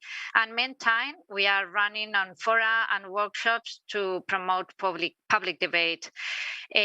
We have also followed the process in a very intensive way because we have been a part of the high level of the working groups set up by our Ministry of Agriculture, where SWOT analysis, need assessment, conditionality, and eco-scheme proposals have been discussed. But at the moment of the process, now it is focused on political negotiation between regional and national governments. And now we have been left out of this participatory process. This means that currently we don't have any information on key issues such as how is going to be the model of basic income support in Spain, or how are going to be the rural development interventions. Moreover, we also coordinate with BirdLife Spain, the coalition Por Otra PAC, that it is a coalition who joined almost 15 organizations from farming, consumption, environmental, rural development, nutrition, women's sectors, and also, at the same time, it coordinates with other similar European coalitions. And thanks to this alliance, more organizations are improving their skills and their knowledge about policy making. So now it is translating in that more organizations are campaigning and advocating around CAP. So we truly believe that working in alliance, that is a core part of the culture of organization of WWF, is one of the good practices to involve more stakeholders and be more effective in our common action. And another example of good practice for us is the organization of workshops with many stakeholders like experts, scientifics, agri and envy, public administration, NGOs, to tackle some challenge together. In this case, in the process of the national strategic plans, we work about green architecture, and we think that it helped very much to build together some basis about conditionality and eco-scheme. Thank you. Okay, thank you. So if I may, I'm going to turn then back to Begoña García Bernal and ask what the role of the agri-regions has been in the elaboration of the future CAP strategic plans. Can you share with us, again, we are asking about good practice of regions' involvement in the process? Okay. Well, the role of the regions in the design of CAP strategic plans has been unequal across the EU. It could be argued that the reason is the lack of clarity in the Commission proposal. However, we hope that the current negotiation on the future CAP crystallises in a legal framework that allows regions to contribute to national strategic plans. Regarding good practices, I would like to share with you some of the actions we are carrying out in different fronts. Regarding the fight against the population, Extremadura has supported the work developed by local action groups for the past decades. We now have 24 local action groups that account for 69% of the regional population. Apart from identifying the needs of a specific geographical zone, they also play a key role on the dynamization of the social and economic ecosystem of rural areas. Their actions are crucial to settle the population, consolidate rural culture, improve social services, promote equality and social inclusion, and above all, continue to restore dignity to the rural environment. As you know, regions are well aware of the needs of their own territories. Let's take the example of the Dehesa, a unique, multifunctional agro-silvo pastoral system and cultural landscape of southern and central Spain and Portugal, where it's called Montado. This ecosystem is key to my region, and I believe that if we were able to keep our role as regional managing authorities for the second pillar, we can continue to design intervention that protect it and enhance it. And in doing so, the Dehesa will continue to provide all the environmental public goods that already offers. Regions are, in the end, closer to the day-to-day reality, allowing us to design and implement solutions in a smaller but more precise scale that can contribute to the environmental and biodiversity objectives of the European Green Deal, while fully supporting farmers in this transition. Thank you. Thank you, and it's quite important with our last two speakers in particular, we're getting examples of where networks work together, whether it's networks of organisations, networks of LAGs or networkers delivering policy at a regional and local level. Thank you for those examples that you're putting across. If I can then turn to Herbert Dorfman, in terms of partnership for the consultations on the future CSP and the regional differences, what do you think the key issues that should be particularly taken into account are? Well, I fully agree with Begonia. I think the role of the regions is not an optional, or it is not enough that the Commission says or give the good advice to the member states that they should take into account the interests of the regions. The regions need to have a clear rule and a clear competence. And the rules for this competence need to be in the regulation. It cannot be up to the member states to decide if they want to give to the regions this rule or not. And I remember that we have a lot of member states, included mine and my region, where the regional authorities, the elected bodies of the regional authorities, have a competence on agriculture guaranteed by in my case, by the Italian constitution. And the common agriculture policy cannot change the Italian, the Spanish, or the German constitution. It needs to respect it. And then we have to remember that we have paying agencies, and we have member states with national paying agencies, and we have member states with regional paying agencies, and we have member states like my own with both. And I can demonstrate on the Italian example that in the last 7 years, the regional paying agency is not better, but much better than the national one. So it is in the interest of the farmers who get the money that the regional agencies go on to work. And I think there's simply a different interest in different regions if it comes to agriculture and to rural development, especially in the bigger member states. Clearly, if you take Luxembourg, the interest is quite the same because the member states is small. But for example, in my case, if I take the interest of my region in the middle of the mountains and I go 100 kilometers south of this in the flatland, the interest is completely different. And it's useful to take into account these different interests if it comes to especially also to rural development. And therefore, I think especially in the second pillar, we need to have a look what's going on. And I think this, I would like to underline, there's a completely, coming back to your question, there's a completely different situation if it comes to the consultation of stakeholders and of regions, because stakeholders need to be consulted. But stakeholders farmers' organizations, environmental organizations, NGOs. They represent an interest. They represent farmers, they represent citizens, whoever. And it's good to hear them, and it is essential to have them in the monitoring of the policy. But for the regions, this is not like a stakeholder. They are responsible. There is elected people there, and this elected people is responsible for the region.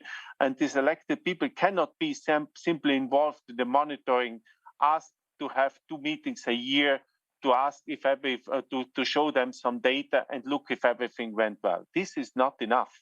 So we need to have a real clear role of stakeholders, but especially in regions, in creating this policy and in monitoring these policies and in bringing this policy on the ground. Mr. Dorfman. Continuing on this topic of role of regions, I would like to ask Guillaume Cross your opinion on what role regions can play to improve the sustainability of farming and of rural areas. Thank you. Yes. Beyond the support that European policies can provide, it is in how rural areas for the responses to the climate and environmental challenge will take place. Implementing an agroecological approach and a more local and regional diet cannot occur without very active support from the regional authorities. In the opinion of the European Committee of the Region on Agroecology, we call on the EU to coordinate and facilitate a network of municipalities committed to taking a measure to promote resilient, sustainable agricultural and food systems, as was done for the Covenant of Mayor for the climate and energy.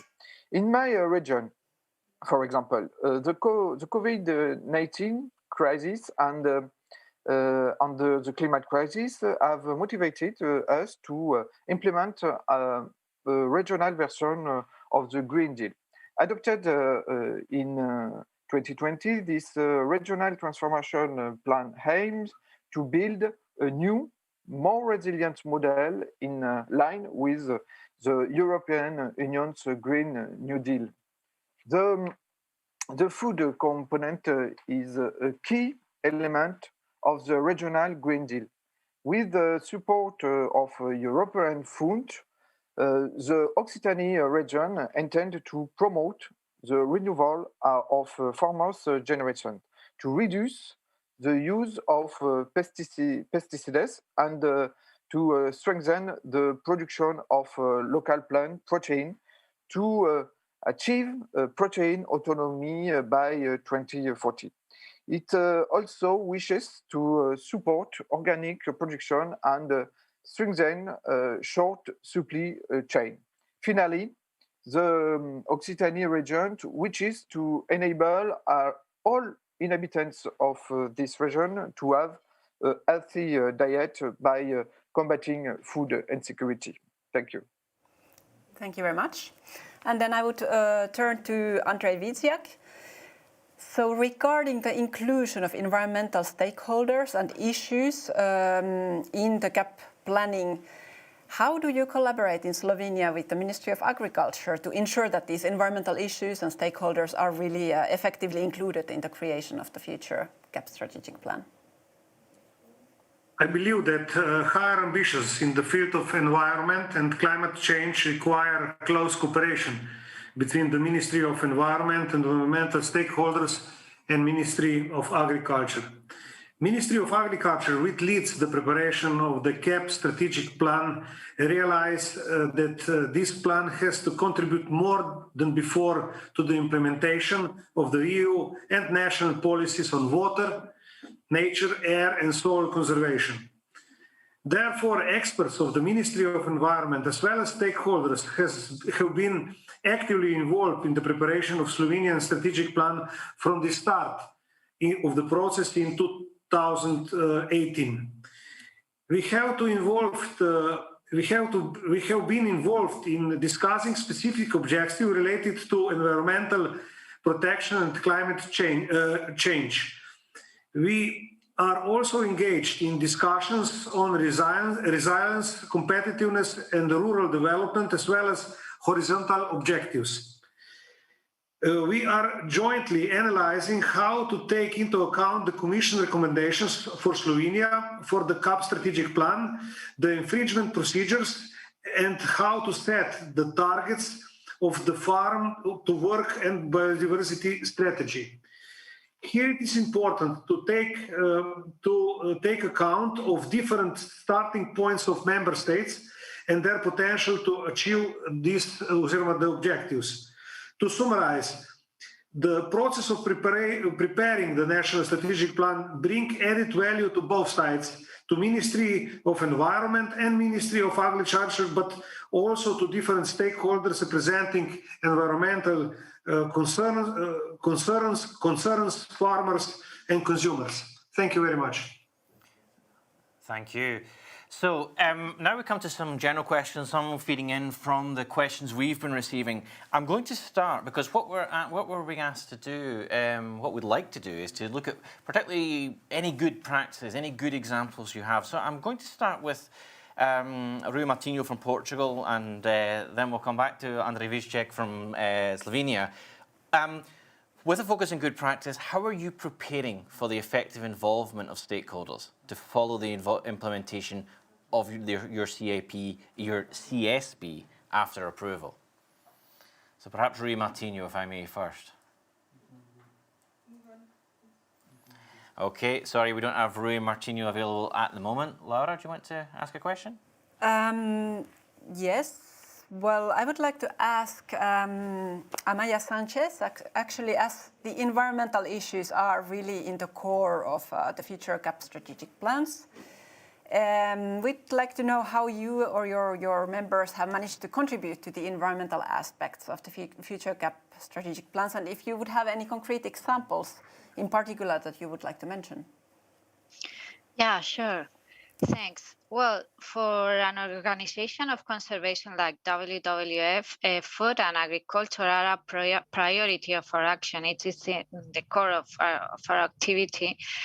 And we have been working on the CAP for more than 20 years, and not only at the political level, also from farm to fork. We develop projects on the ground with many stakeholders of the food system, like producers, retailers, consumers, etc., and always with the objective to transform the food systems. We really like one of our projects in the south of Spain, a field project where we work with producers, orange producers.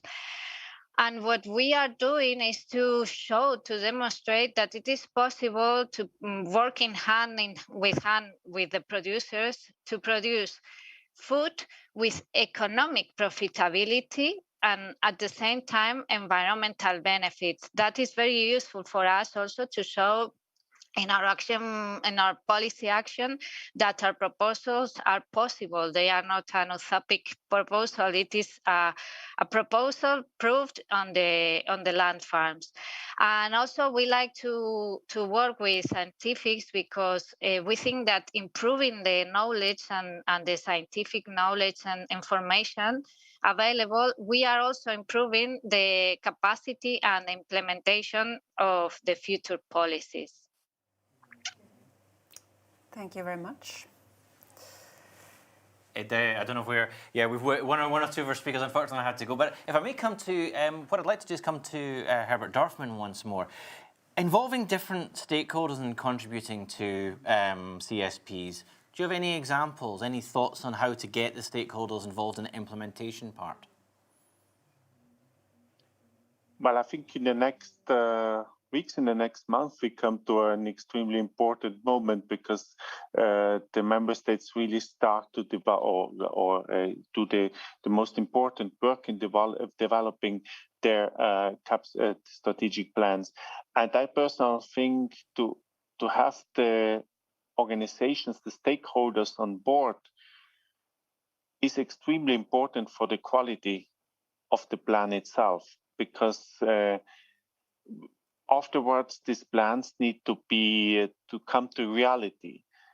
And I think it's extremely important to have, for example, the farmers on board for this new policy. It's extremely important to have the environmental associations on board for this new policy.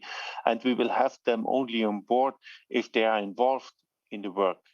And therefore, I think it is important that on each level, on regional level and on national level, the regional and national authorities engage in order to have them on board from the very beginning and to hear them and to try to have the concerns and the proposals they have in the new strategic plans.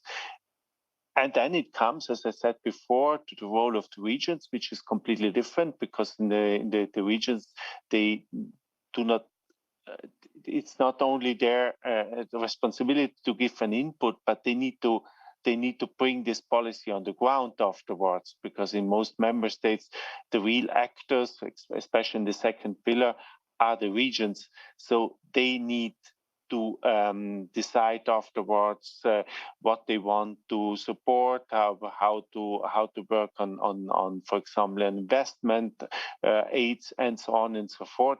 So it is clear that we need to have them on board from the very beginning, because it's their right, as I said before, but it's also wise to have them on board if we want to have this policy, a good policy, and if we want to have a positive result of this policy after 7 years. And I think this should be the most important thing. Thank you very much. Samuel Mas, how is CEJA, how are your members preparing for their participation in the implementation of the future CAP strategic plan once they have been approved? Yes, so as I already mentioned, we now have the tools internally to monitor the implementation of the CAP strategic plans and evaluate whether or not they are answering young farmers' needs. So additionally, strong willingness from our members to make instrument workable. And so young farmer organizations are not afraid to vocalize what is working and what's not. So they are also directly involved in installation processes through training program and advising. We will therefore be on the forefront of the discussion with the national and regional authorities, and also try to make sure that given feedback at every step of the process are ongoing. So that's really something going on currently, and we try our best with our member that we are pretty active at every step and at every level, because it's totally necessary to make sure that our voice as young farmers is heard in the whole process. So I don't know if I answer your question, but... Oh, I think so. I think so. Thank you very much, Samuel. So if I may ask then, because Herbert Dorfman was raising the point about the regions, so for Begoña García Bernal, we mentioned the role of the regions in the elaboration. How about the implementation? Where do the regions get involved there? Okay. The new delivery model implies a new way of conceiving the monitoring and the implementation of the CAP, which, if correctly informed, is being discussed in trialogues these last days, hoping that the result of the negotiation gives regions the possibility to have a crucial role in the second pillar of the future CAP. We will do our utmost to cut red tape and simplify the tools for beneficiaries while using all the new technologies that we now have at our disposal. In Spain, we are currently drawing up our national strategy plan, and at regional level, we are already working on the definition of measures in coordination with our national authority.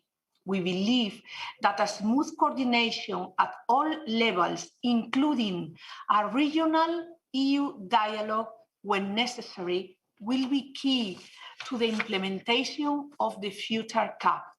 That is what our farmers and the whole society expect from us. And that is what we are seeing today in this event. Thank you very much. Thanks to you. Thank you very much.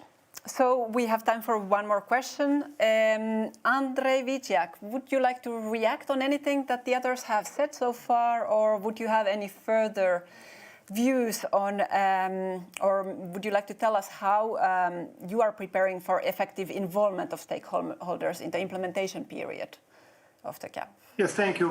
Maybe about this second part of your question. Representatives of different institutions and sectors participate in several working groups which provide a platform for exchange of information and positions, the SWOT analysis and identified needs. As we do not have regions in Slovenia, other local communities and territorial specifics, especially in the field of environment, are being involved. Involving nature conservation, environmental and climate sector actors is vital and necessary due to the increasing environmental focus of the CAP. Only by working together and reaching understanding of major stakeholder groups on needed exchange, we will be able to achieve the goal we want. In February 2021, a session of virtual workshops were organized with the objective to further define the interventions, set the target, and assess if it will be possible to obtain the planned results with the given financial resources. Another round of virtual workshops will be organized in May. Therefore, the draft strategic plan will be presented to public in June. The strategic environmental assessment is an important part of the CAP strategic plan. We are preparing it in collaboration with relevant stakeholders and other ministries, identify, describe, and assess the likely significant effects on the environment and implementing the CAP strategic plan. It will surely provide a valuable input. Thank you. Thank you very much, Mr. Vizjak, and I'm going to thank all our panelists. That's probably all we have time for. I realize it's a short input, but when we have 7 panelists, it's not always easy to get your voices across. I hope we managed to try to give you all an equal amount of time. So I would like to say thank you to not only the panelists that were there at the beginning, but the panelists panelists that were there at the end, but the ones that had to leave us during the process. I'll thank them all individually just in a little while, but I'd like to first pass the floor just in 1 second to Commissioner Wojciechowski, but just simply to note at this point, great that we get so many perspectives, but we also have to note that there are some very different perspectives from stakeholders and regions, reflecting also very different national situations. And it's extremely important we get to hear all those differing voices, and we appreciate the time given to take part in today's session. So I would now like to pass over to Commissioner Wojciechowski, and perhaps he's been listening to this whole conversation, and perhaps some closing remarks from him. Thank you very much. I hope you have enjoyed this enriching event with so many interesting contributions. The European Green Deal and its Farm to Fork strategy are about new ambitions and new opportunities. Ambitions that are supported by the new EU budget for the next 7 years, which is favorable to agriculture as a whole, recognizing its strategic role in Europe. This is why we need the new CAP, an important tool to implement these high ambitions. We all are responsible to modernize the policy and ensure it delivers not only farm income support, but also environmental, animal welfare benefits.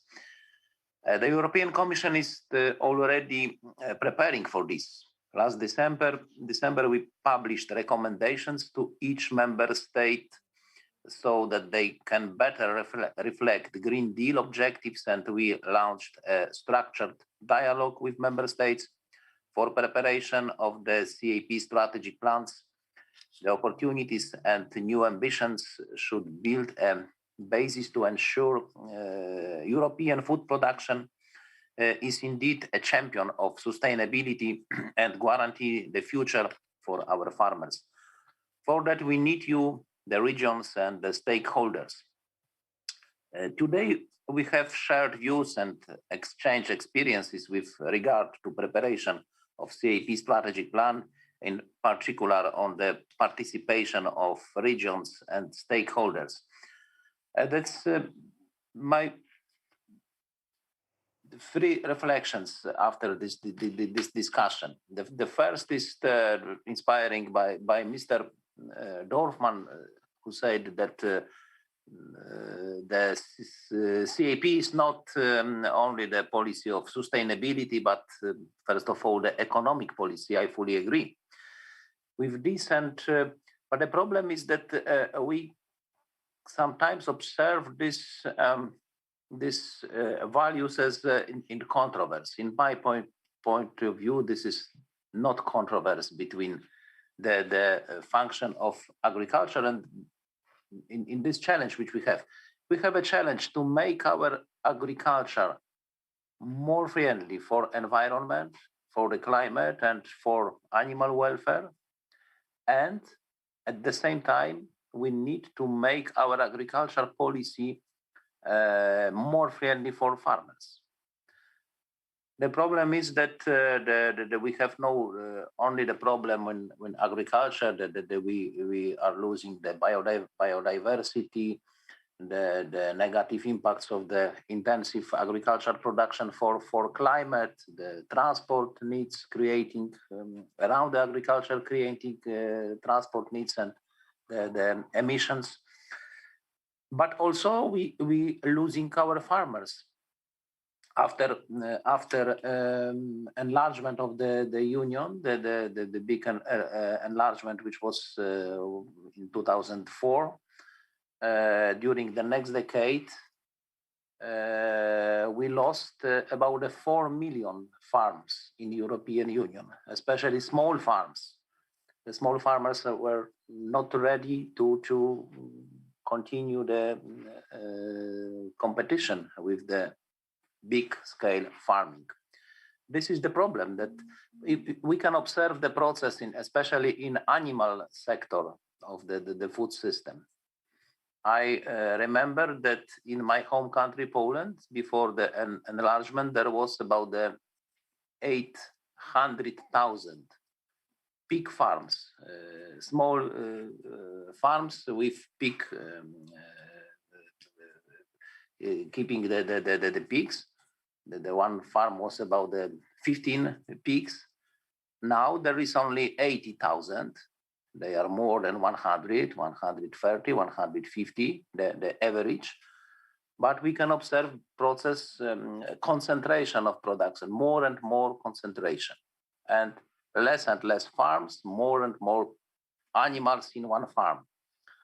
No, it's not like in Denmark, in which is the one farm is about 3,700, the average size. And everywhere the process is only to the one direction. This is who participate in this competition. This is the travel with a one-way ticket, more and more intensive, and less and less farm. And this is not good tendency. This is not good tendency to with a lot of negative consequences, not only for environment, not only for climate, but also for the population of the rural areas.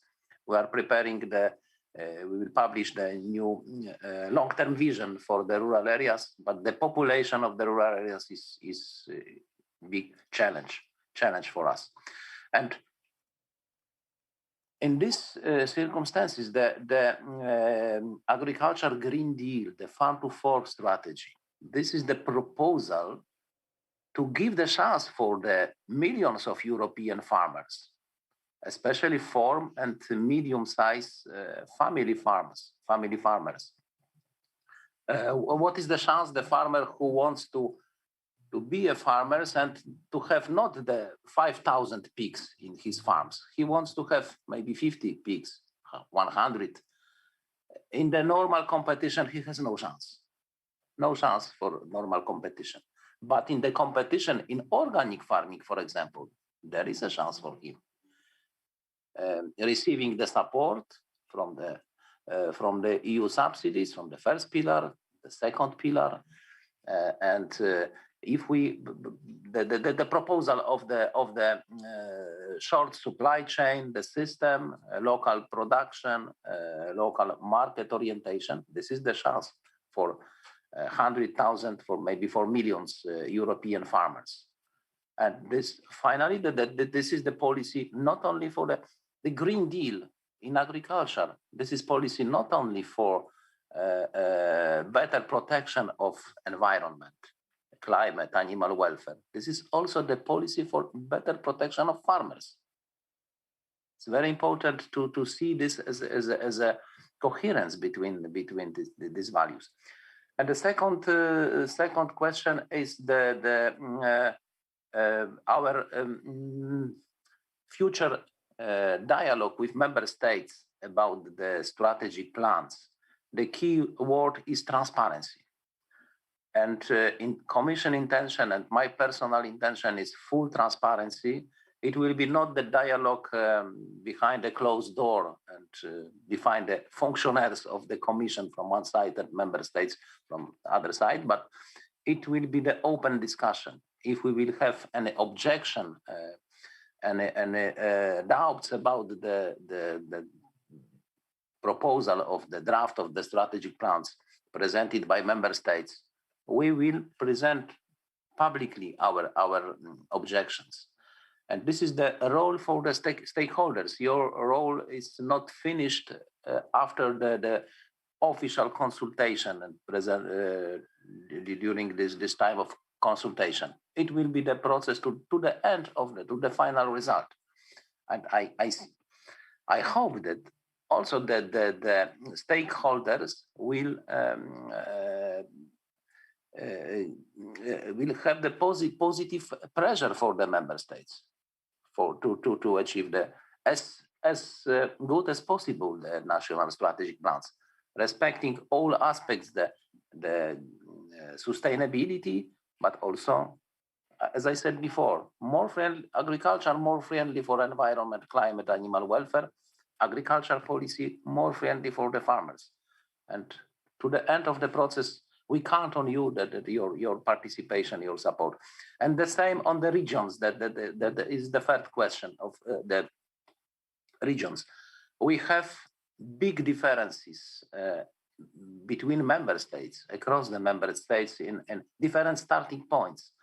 Like if we take into account only one indicator, which is the greenhouse gas emission from architecture, from agriculture per 1 hectare.